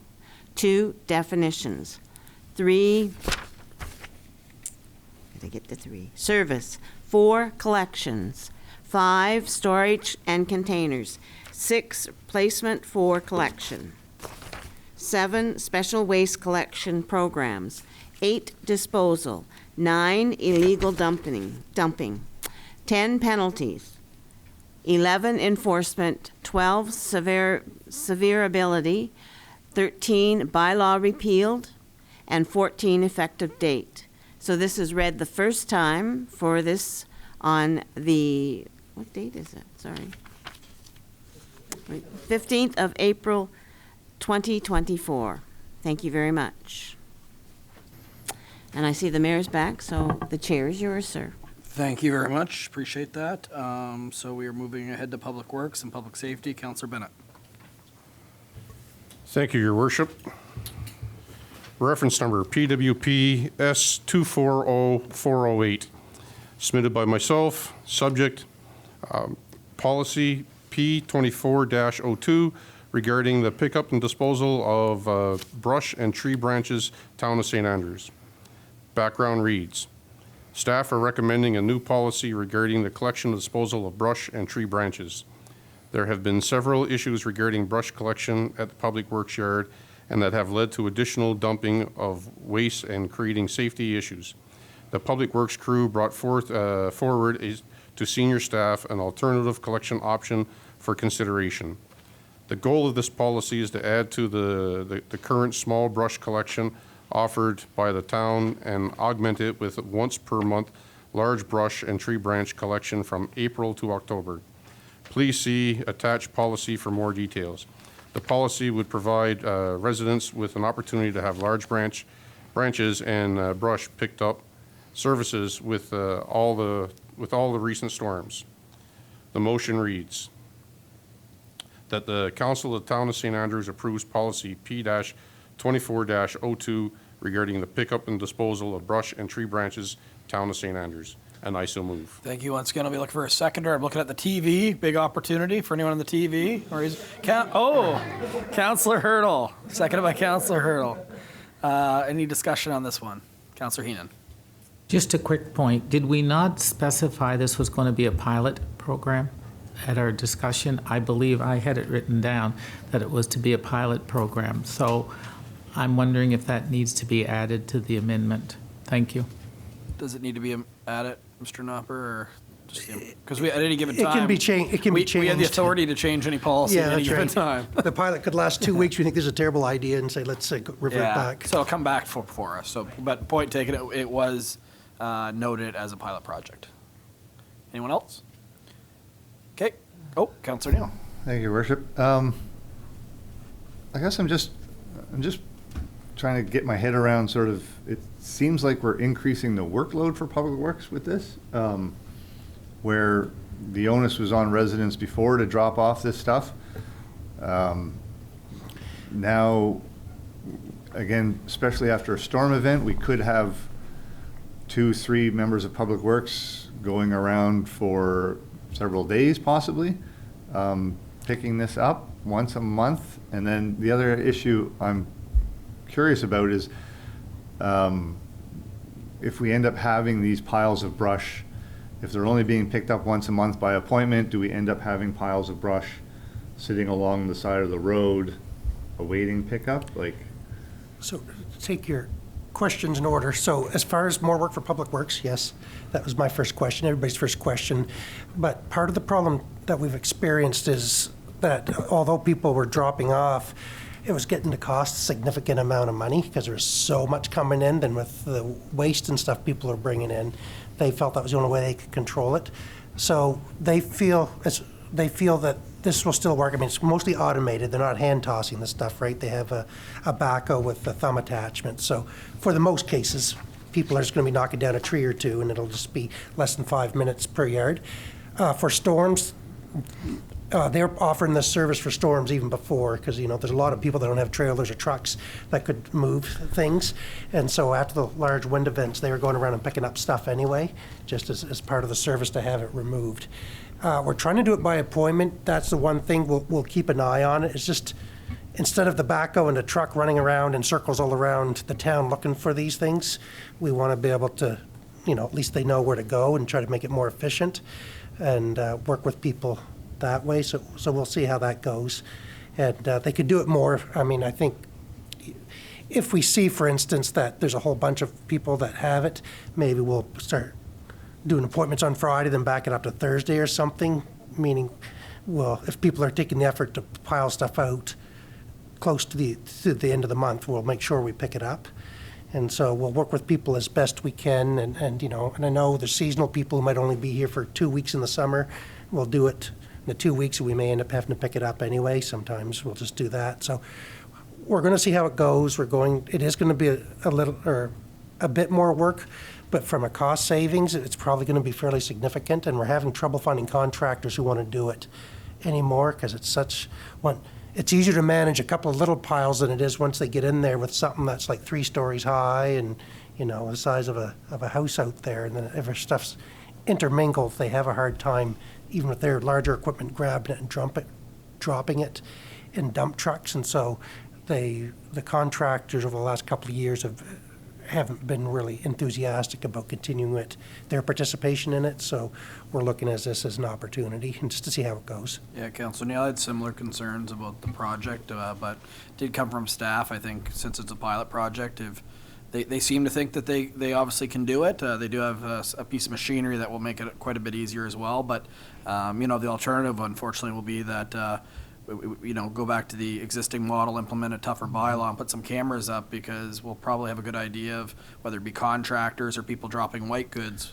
We may have to do enforcement, because there's a lot of work by probably just a few individuals that aren't respecting the policies of the public works yard right now, right? So, like I said, I'm concerned about the workload, especially this past season that we had. It's probably the most deadfall I think I've ever seen, maybe at least since 1998 here from the ice storm.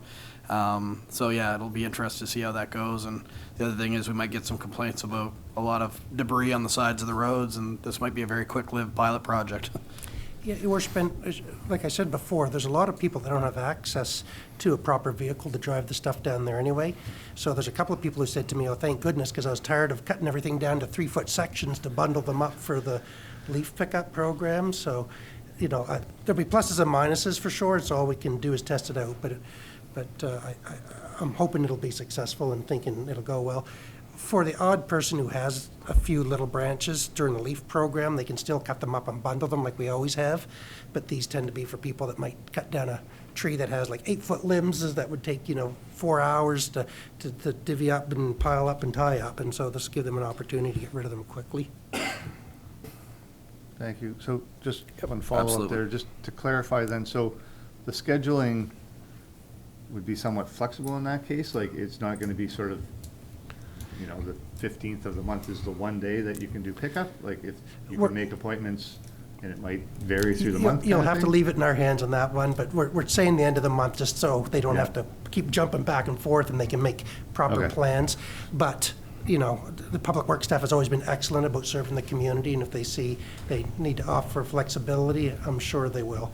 And like I said, especially they may do some extra runs early because of the windstorms we had. There will probably be a lot of people coming up in the next couple of weeks that have a ton of stuff. Thank you. Councillor Weir. This is one of these gray areas. It affects the ward of St. Andrews, but not the ward I represent, but I am on council. I'm not so much concerned about the cost of the works department, as long as we don't have to add staff to do it. What I am concerned about is what it's going to do at Town Hall. Every time there's a storm, are the phones going to ring off the hook for 2 days? Nobody gets any work done because all they're doing is arranging pickup of brush and garbage and stuff, and it becomes a nightmare for 2 or 3 days, administrative nightmare. Thank you. Thank you, Councillor Ware. Any other questions, comments? Just the only thing I'll say, council was gracious enough to offer us some administrative support this year, so an extra person at the front desk. So you're right, if the water bills come, we get a windstorm, this person will be in tears by the end of the day, but we'll see how it goes and make it work. And again, through email and stuff, and if we find it's working well, maybe we'll even work with our webmaster and see if we can incorporate like electronic scheduling into the system somehow, but we'll see how it goes. That's all. We're trying something new, pushed by staff, so I'm going to assume they know best at this point. Perfect. Anyone else? Okay, call the question. All in favor of this policy, please signify by saying aye. Aye. Any opposed? Not seeing any. That has been carried. All right, next one is going to Councillor Neal. Thank you, Your Worship. This is PWPS 240407, and the subject is Policy P-24-01, Operation of Body-Worn Cameras, Town of St. Andrews. The background reads, staff are bringing forward a new policy for Council's consideration as it relates to body-worn cameras for the bylaw enforcement officer. Staff have conducted research into the cameras and have consulted with the Royal Canadian Mounted Police on the development of this policy. The policy is based on what is being implemented by the RCMP currently in the final trial phases of body-worn cameras. It is anticipated these cameras will be rolled out across Canada in 2024. Additionally, it also ties into Policy P-23-01 regarding security cameras for St. Andrews. Please see the attached policy for more details. The policy covers the following topics: policy statement, scope, purpose, openness and transparency, right to information and protection of privacy act, camera recording, recording and stop recording, roles and responsibilities, note-taking and statements, storage and retention, and access to media or data. So the motion reads, the Council of the Town of St. Andrews approves policy P-24-01, the operation of body-worn cameras, the Town of St. Andrews, and I so move, Your Worship. Thank you very much. Seconder for this one. I've got two. I'll go with Councillor Bennett. Discussion on this one? Okay. All in favor of this motion, please signify by saying aye. Aye. Any opposed? That has been carried. Okay, we're moving along. Councillor Neal to the next one.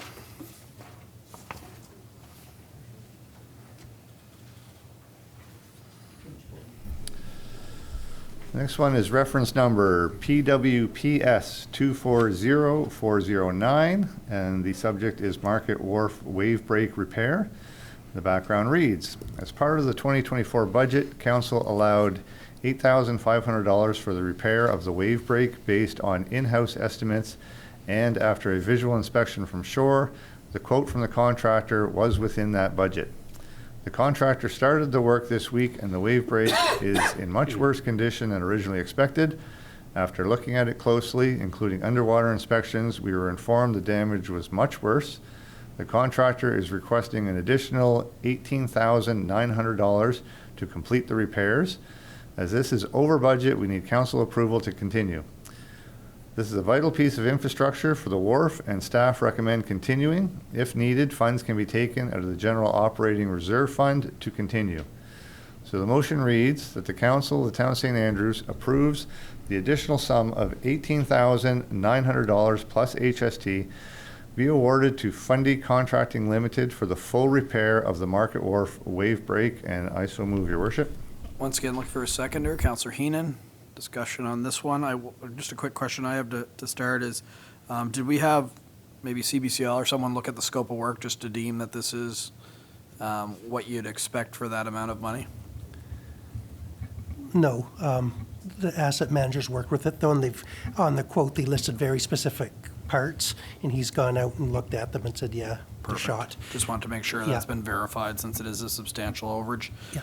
Council, probably no surprise with the with the waves that we received this winter, that it might be more extensive than originally thought. Any questions or comments? Okay, all in favor of this motion, please signify by saying aye. It's everybody, has been carried, and I think we go back to Councillor Bennett, do we? Yeah. Thank you, Your Worship. Reference number PWP S240410. Subject, Emergency Management Plan for the Town of St. Andrews. The background reads, staff have been diligently working on updates to the emergency plan. The last major update to this document occurred in 2021.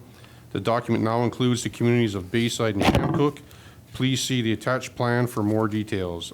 Items updated including contact information and phone numbers, updates to changes from LSD to rural districts to the new town limits, Red Cross emergency plan layout for the W.C. O'Neill Arena, complete review to ensure all plans are standardized to meet EMO requirements, formatting, layout, grammar, etc.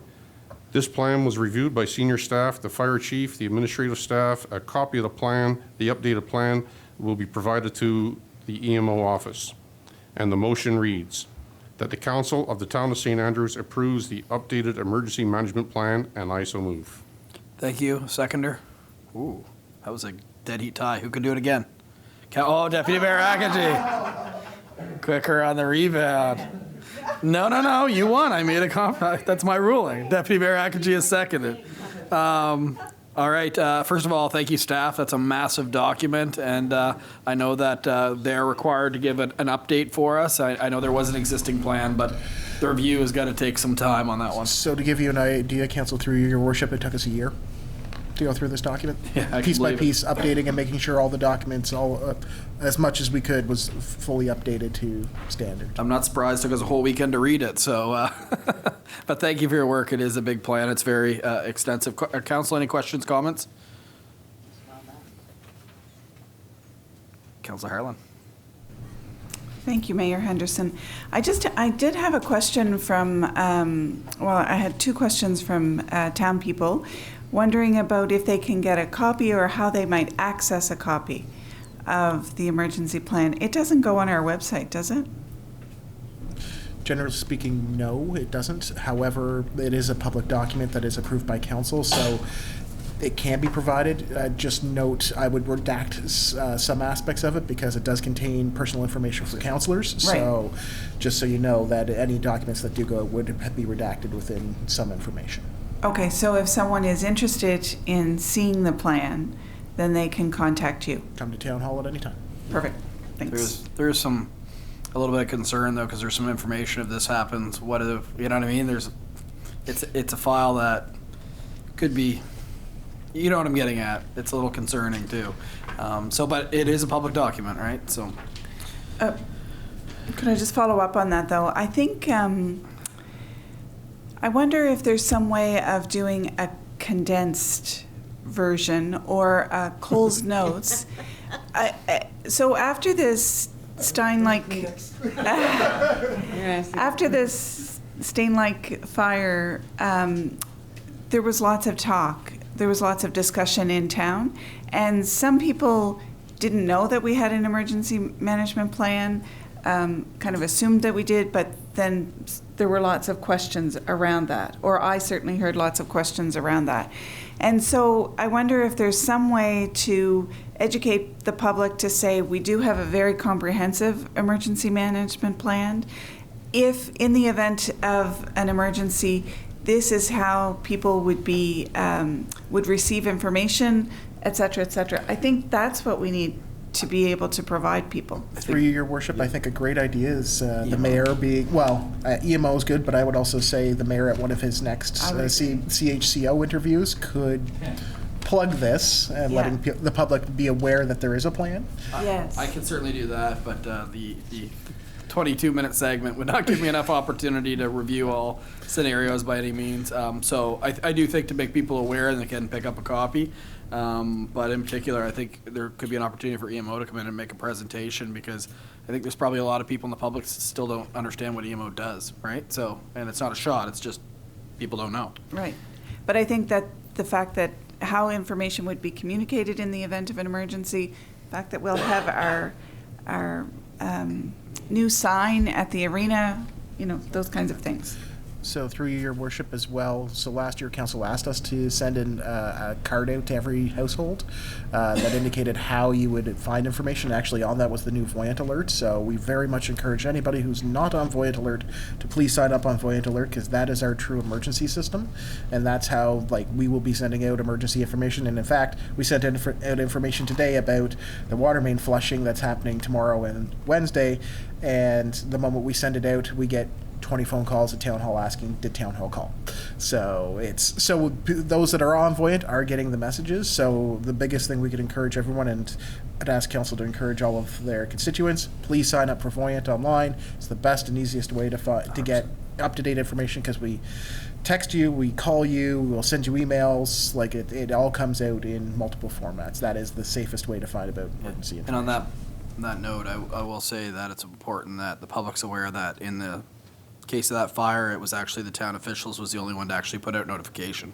So that talks about how important it is to sign up for that free service that provides information to the community. And it's not one of those ones that spams you. There's not a lot of communication that comes through. You could probably count on, probably 10, maybe 15 times a year you might get a notification on it. Councillor Heenan. I just wanted to applaud the town. I got it 3 times on the water flushing, email, text, and another email. So it really works well. Thank you. Thank you.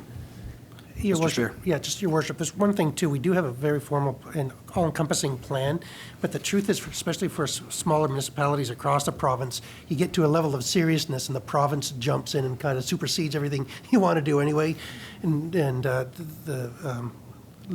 Lieutenant Councillor Neil could speak better to that, but as you know, Captain, sorry, I demoted him. Oh, Kevin didn't tell you? Sorry. No, but it. Yeah, so there's a whole bunch of information there, and it's great to have, and sometimes they'll come back to us to look for some backup. But as long as people understand that there's kind of a regional, provincial plan that will kick into effect for a lot of the things here, like tidal waves and the forest fire being a prime example. Hurricanes, it hits the region, so you're kind of relying on yourself a little bit because everybody's in the same boat. But just as people understand, as we're one step of many. Thank you. So through your worship, one addition that was made here, and it was mentioned in the report, was actually the Red Cross. So we did work with the Red Cross on how to establish a shelter and a proper bedding, and everything from warming shelters to cooling shelters to, if this is going to be an overnight accommodation space. So that is being added, which wasn't there before. Yeah, unfortunately in 2023, the 2 times they had to do it were both in St. Andrews. So that'll speak to why it's relevant to update this plan. Anyone else? Okay, I'll call the question. All in favor of the plan, please signify by saying aye. Aye. That's everybody's been carried. Did anyone want me to read that? No? All right. We are moving along to, I believe it's business now, and it'll be Councillor Ware. Thank you, Your Worship. Reference number EBC 240402. Proposal for mini putt business at the W.C. O'Neill Arena Complex. At tonight's meeting, Council had a presentation from Stephen McDougall regarding the potential operation of an indoor mini putt business to operate out of the W.C. O'Neill Arena Complex. The proponent is seeking to use the curling rink floor to operate from June 15th to September 15th. Please see the attached documents for additional details. Staff met with Mr. McDougall to review potential logistics for the operation. Staff feels there is a feasible opportunity to have this at the arena for the summer of 2024. With the Council's direction, staff will develop a lease agreement with Mr. McDougall for 2024. The motion reads that the Council of the Town of St. Andrews supports a lease agreement for Mr. Stephen McDougall to operate a mini putt business in the W.C. O'Neill Arena Complex from June 15th to September 15th under the terms and conditions established by the Chief Administrative Officer. So moved. Thank you, Councillor Ware. I'm looking at the TV once again. Any seconder? Councillor Hurdle won that one. Okay, we did kind of almost have consensus before, but any discussion or any? Councillor Gumashal.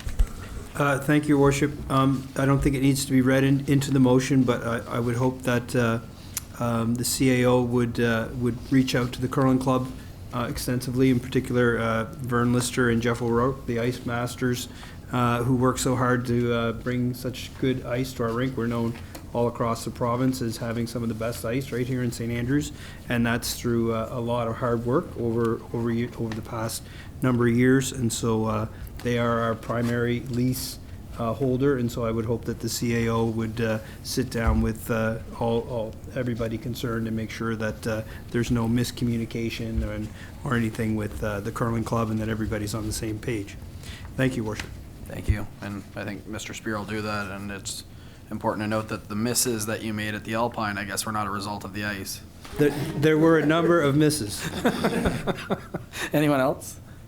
Okay, call the question. All in favor, please signify by saying aye. Aye. That's everybody. That's been carried. Now we're going over Councillor Hurdle for page 191. I think I got my mute off this time. You do. All Voice right. sounds deeper too.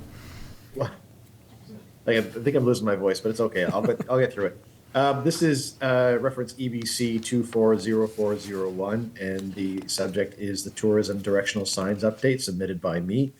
The background is staff and the mayor have met with members of Explore St. Andrews and the St. Andrews Chamber of Commerce. Provided with this report is a finalized version of the signs being proposed. Council wanted additional follow-up on ensuring key tourism points of interest in the community were highlighted. The signs will be designed that additional points of interest can be added or changed, as they will be designed as separate pieces. This provides flexibility for the signs if there are changes that need to be made. And the motion before us is that the Council of the Town of St. Andrews approves the new tourism directional signs and directs staff to proceed with development and installation. And I so move. Thank you very much. Seconder, Councillor Harland won that one. Discussion on this one. Again, it was a working session with Explore New Brunswick, Explore St. Andrews, and the St. Andrews Chamber of Commerce. Both had representation. All right, all in favor of this? Yep. Oh, go ahead, Councillor Gumashal. Just one quick item. Today, all the teachers across the province worked on incorporating more Native and Indigenous languages into our curriculum. And I know that the Van Horn Trail has signage that's in 3 languages, English, French, and also Passamaquoddy. Pescamatati.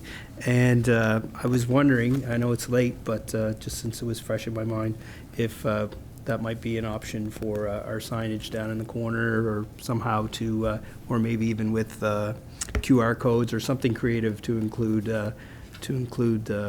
native languages and perhaps French also in our town signage. Thank you, Your Worship. Yes, Councillor Gumashal, that was a question that came up, and a lot of these names kind of, I guess, are used in both French and English, but the discussion was that if you put too many languages on it, it's not visible. But I do, it's an obstruction. So, but these are more driving signs, but in the same sense, having a QR code for those that are wondering is not necessarily a bad thing.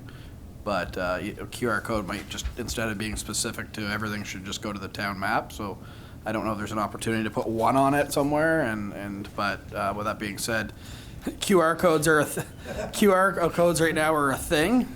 They were a thing, then they weren't a thing, and now they're a thing. I'm just worried about this is heritage-looking signage, and if you put a QR code on it, does it take away from the heritage? But there is a balance, to your point, between having this be a bilingual sign and if not have 3 languages on it. Right? Apologies, it was fresh in my mind since we were at it all day. Of course, it's driving signage, but I do think that there are opportunities for us as a town to be doing things similar to what the schools are doing in terms of signage. Perhaps not in this. And of course, I forgot you guys probably spent number of hours already going over it, so I don't want to belabor it. No, anymore. but when it comes to the point in particular, we actually talked about which language to actually use, right? So as a sign comes, these are just the first wave. I think you'll probably see more as well. We talked about a museum area in particular of directing more, but in the same sense, we didn't want signage pollution as well. And these were the ones that were highlighted by the representatives in the meeting. So fair question, so. Thank you, Your else? Worship. Okay, all in favor of this motion, please signify by saying aye. Another one done. We're over to you, Councillor Michelle. Thank you, Your Worship. Reference number RE 240408, April 12th, 2024, submitted by myself.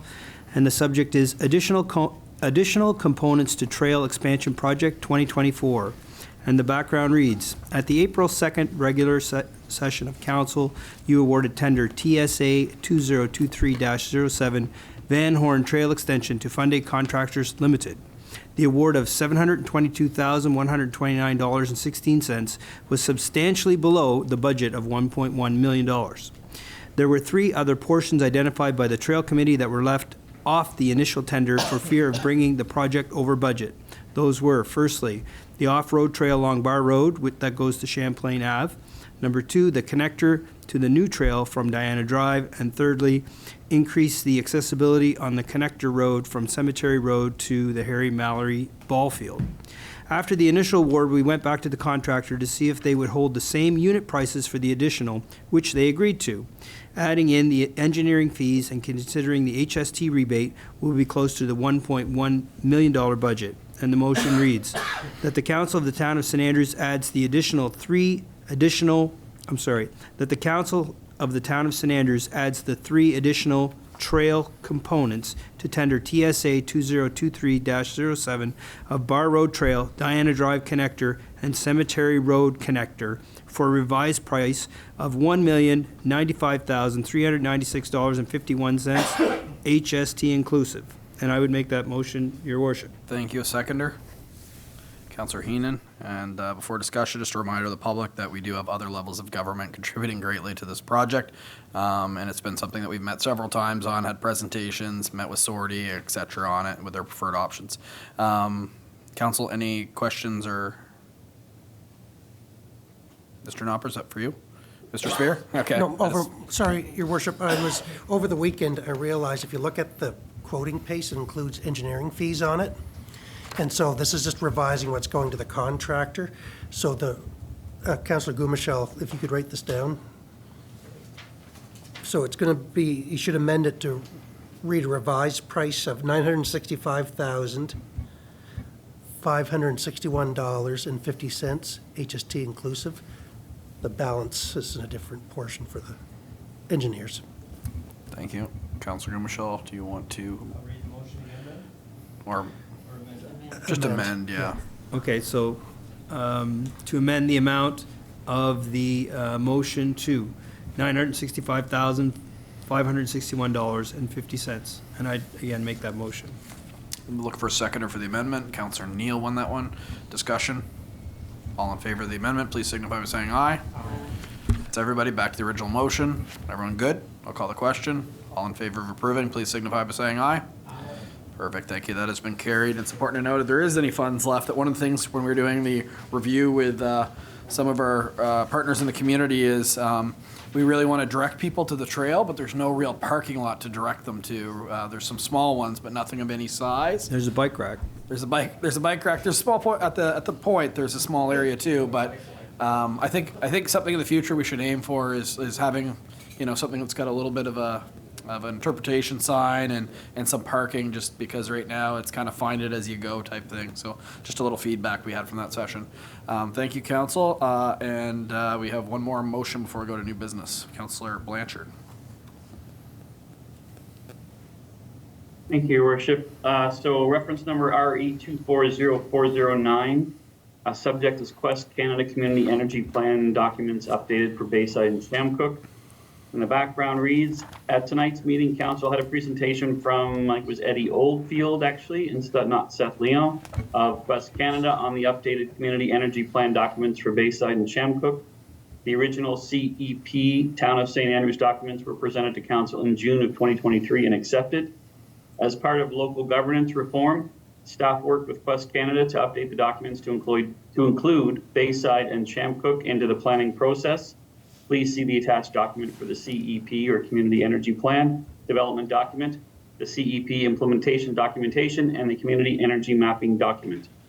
And the motion before us is that the Council of the Town of St. Andrews accepts the updated Quest Canada Town of St. Andrews Community Energy Development, Implementation, and Community Energy Mapping documents that include the communities of Bayside and Chamcook, and I so move. Thank you, Councillor Blanchard. Seconder? Got Councillor Hurdle. The TV took that one. Discussion on this one? We did have an opportunity to ask questions earlier. Okay, all in favor, please signify by saying aye. Thank you. It's good to have that, that's been carried. It's good to have an entire community plan now. All right, we are switching over now to new business. This would fall under public safety, would it, Mr. Nopper? Councillor Bennett or Councillor Neal, do you want to just take it from the recommended motions? Maybe read the part above on that page. It talks about the one-way street. Does that make sense, Mr. Nopper? Sure. We're 2 hours in, whatever sounds good, eh? Yes, Your Worship, thank you. Do we have a reference number? Sorry. There was no reference number because it's under new business right now. Okay, thank you. Under new business, I'd like to make a motion that the Council of the Town of St. Andrews approves the one-way Water Street from Monday, May 13th, 2024 to Monday, October 21st, 2024, from Elizabeth Street to Augusta Street under Schedule C, one-way street of bylaw number 18-01, a bylaw to regulate vehicle traffic in the Town of St. Andrews.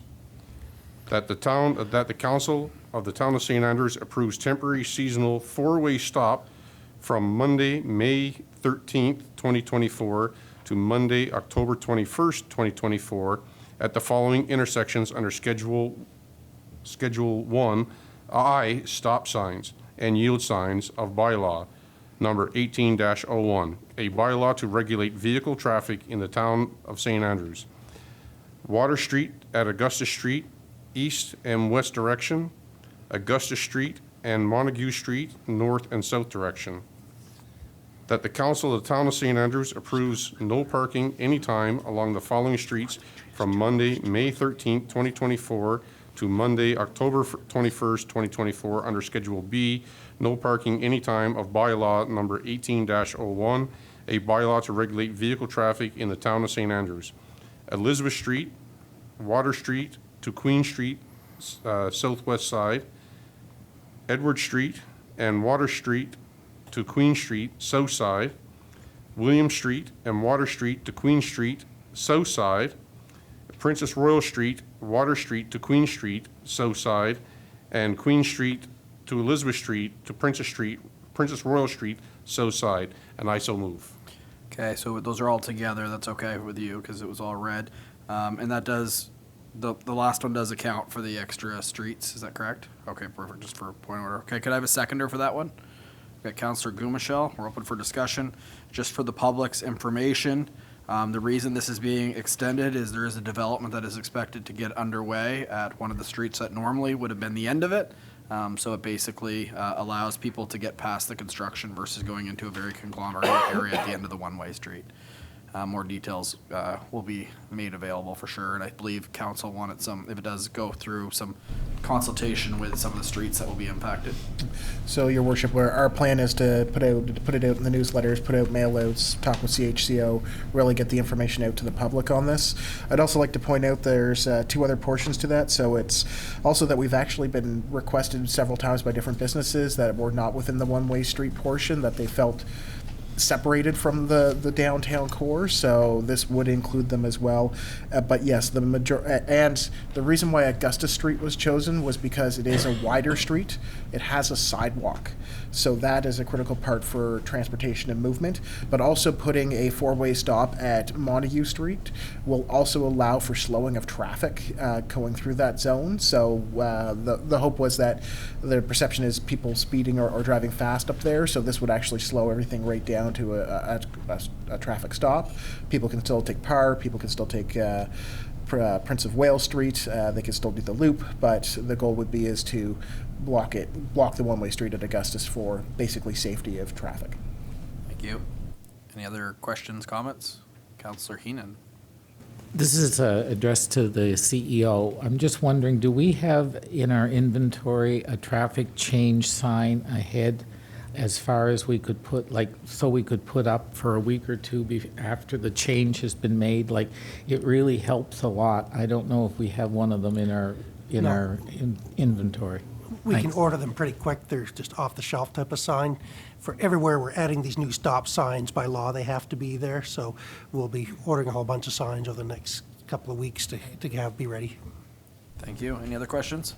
Just Councillor Michelle. Just one quick comment on one of my laps around town. I was noticing some of the new sidewalk that we added in the last 10 years, which is up by the Algonquin. And I think in budget considerations next year that this issue comes forward that we should be adding a little bit of sidewalk each year rather than letting it all kind of build up over time.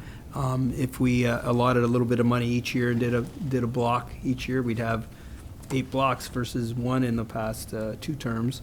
And I think moving forward, that's something we should consider as a policy to be slowly adding sidewalks, especially like say along Queen or different streets where maybe there weren't traditionally sidewalks because the town continues to get busier, which is a good thing. But definitely having more space for pedestrians and cyclists on sidewalks would be a good add for the town. Perfect. Thank you, Worship. We'll put that in the parking lot for budget time because that's usually when we review the capital projects for sure. Anyone else? Councillor Neal. Thank you, Your Worship. Not an objection, just a question regarding the four-way stop on Augustus and Water. Presumably we would have the barricade there like we did at the end of Frederick. So I'm just wondering, I guess, do we need the four-way stop there? I mean, it's going to be sort of a traffic calming measure anyway. It's going to be the barricade plus the signage, which would certainly address traffic coming from the point. I think Mr. Spear was wondering the same thing, were you at one point? I guess it's a recommendation of staff. It's a good point. I think we're just thinking the cars coming the other way to give people turning left up to Augustus an opportunity to get across in case there's a fair amount of traffic coming from the campground direction. But I wouldn't disagree with you. But it's just. But First time I heard that, Mr. Spear. Mr. Spear had the same question. I'll move that amendment. No. If you want to amend that, you can amend that. Like, there's no Mr. Knopper. Sorry, Your Worship. Just in contrary to that, a four-way stop would be good there because it's brand new. It's new to Augusta Street, which wouldn't have been there before. And knowing that the first few weeks of this always tends to have more people driving in the opposite direction on the one-way street, probably better to have people stop and actually read the signs. Sound logic sounds like the debate you two had. Well, I guess I just thought the barricade was actually more of a deterrent than an actual stop sign. You would think. You would think. We saw someone last year when we were in town hall drive right by the RCMP, just the other way. But we can amend that. It's well within our authority. All right. I don't see a motion to amend. So any more comments? All right. All in favor, please signify by saying aye. That is everybody. That has been carried. We are through motions this evening. We will go right now into question period. Is there anyone online, Mr. Knopper, that would like to ask a question?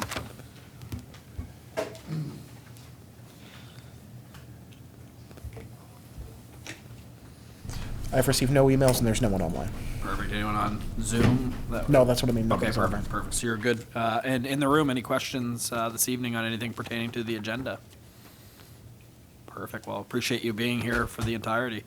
Okay, Council. So that gets into Councilor and Deputy Mayor's comments. Any Councilor comments at this particular time? Councilor Heenan. Yes, Your Worship. I'd just like to remind the public of the dinner or supper at the Bayside Hall tomorrow evening, April 16th from 4 to 6 p.m. Nice way to see our new community. It's a nice menu and it's $15 per person. Can't beat that price point. No. So I just wanted to bring it up. Thank you. Thank you for making people aware. Any other member of council? Councilor Ware.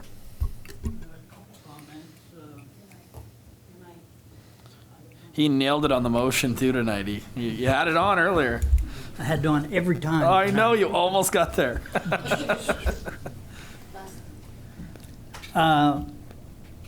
Two items. Number one, have we heard from the engineers at all on the EIA? You know, this project's been going on 3 or 4 years. We still don't know whether we need an EIA or not. And they certainly didn't give us a definite answer last week. That's for the wharf, just for everyone. Yeah. Yeah, so typically, we won't do an EIA unless it's requested, and so the request has been made to DFO and Navigation Canada Act if they would require it, so we'll have to wait to see what their answer is. But have we requested it, I guess is my question.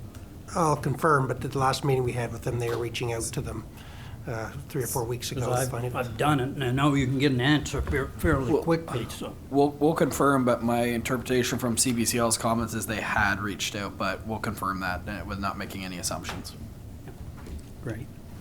The other comment was on the grant received at the Welcome Center, and I don't recall all the details. I think the grant was for one of the senior programs or something, and I don't classify myself as a senior yet. But then as the conversation progressed, it appeared that perhaps the computers were going to be used more for other purposes than for computer literacy for the seniors. And I'm just concerned that the municipality be involved in any way with some type of obtaining grant funds that really aren't for the purpose they're really being used for. Put it simply, I'm trying to be. Yeah, no, I appreciate what you're saying, Councillor Ware. So they are intending to use it for that purpose, but they are set up so if someone did need to use it, but the town in no way is facilitating any of the usage of that. That would be a St. Andrews Chamber of Commerce, but ourselves directly, other than the fact that we own this building, are not implementing or setting policies around their program since it is their independent grant application, because I hear what you're saying. Thank you. Any other questions or comments? I'll let you go last. Okay, because this is councillors and now it's deputy mayor. You're the and. You don't have your mic on though. Yeah. Oh, sorry, I was waiting my turn very patiently. I have a question. Clean up day? I'm sorry. Oh, I'm the sorry. little hand. No, it was my fault. Councillor Blanchard. Sorry, Councillor Blanchard. Get another color, would The hand should come up right in the middle. It would jump out better. Yeah. Thank you. Actually, I think I just heard Deputy Mayor Akaji mention something about cleanup day. So, and that was actually my comment as well. It was just a reminder about Lydia's community cleanup, and that is this coming Saturday. I think it's the 20th. And just a reminder, and have folks check the town website and some of our social media. I'm thinking, I don't know if Mr. Knopper has been able to put anything out yet, but there should be some information coming soon on the website so folks can have a look there. Thanks. Through your worship, it'll actually be scheduled, posted out tomorrow, so it'll be available to the public, and wanted to give 5 days notice. I think it's great that we're getting requests from youth. We had the Monarch Butterfly Mayor's Pledge, but as well, I do know that probably coming out maybe as early as tomorrow that young students from Vincent Massey Elementary School have something for council, I believe, that that will be distributed. I think it's Johnson, Abby Johnson. Is it Abby Johnson? She was mayor for the day. Yeah, I think she has something for communication that might have been dropped off at the front office town hall today. Okay, now you can go, Deputy Mayor. Thank you, Councillor Blanchard, for stealing my thunder. I had to wait. Anyway, the only other thing I have is check Sebastian Rhodes' site on Facebook for drumming, and our next event, when it will be, he will have posted. But we do want to do one outside if the weather ever stops raining and we aren't ducks outside. We would like to do a drumming outdoors and probably down at Market Square before all the construction starts. So look on his website. I don't have any, I ran into him, but I didn't have a chance to stop and talk to him. So please, if you're interested in doing drumming, he has extra drums. They do take a collection, and the collection is for buying drums so that we have sets for other people to use. If you don't have a drum, please come. If you'd like to learn about drumming, this is an opportunity, and he gives his expertise with his wife, and they do the sessions, and it's very interesting and very invigorating. So please come to the drumming session that Sebastian does, and please check Facebook. I don't check Facebook, but if you want to send me an email, I might be able to find the information for you. Thank you very much. Thank you, Deputy Mayor. Appreciate that. And I do not want to make a motion to extend the meeting, so I'm good for this evening. So at 8:46 p.m., I'll be looking to go to closed section. Mr. Knopper, for which of the options? You'll be going under Section F, information concerning legal opinions or advice provided to the local government by its solicitor or privileged communication between its solicitor and client in a matter of local governance. I'll be looking for a mover. I've got Councillor Heenan, and seconded by, I gave the TV the opportunity. We'll give it to Councillor Bennett.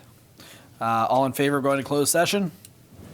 Thank you. And once again, in the public, thank you for being here, and everyone watching online.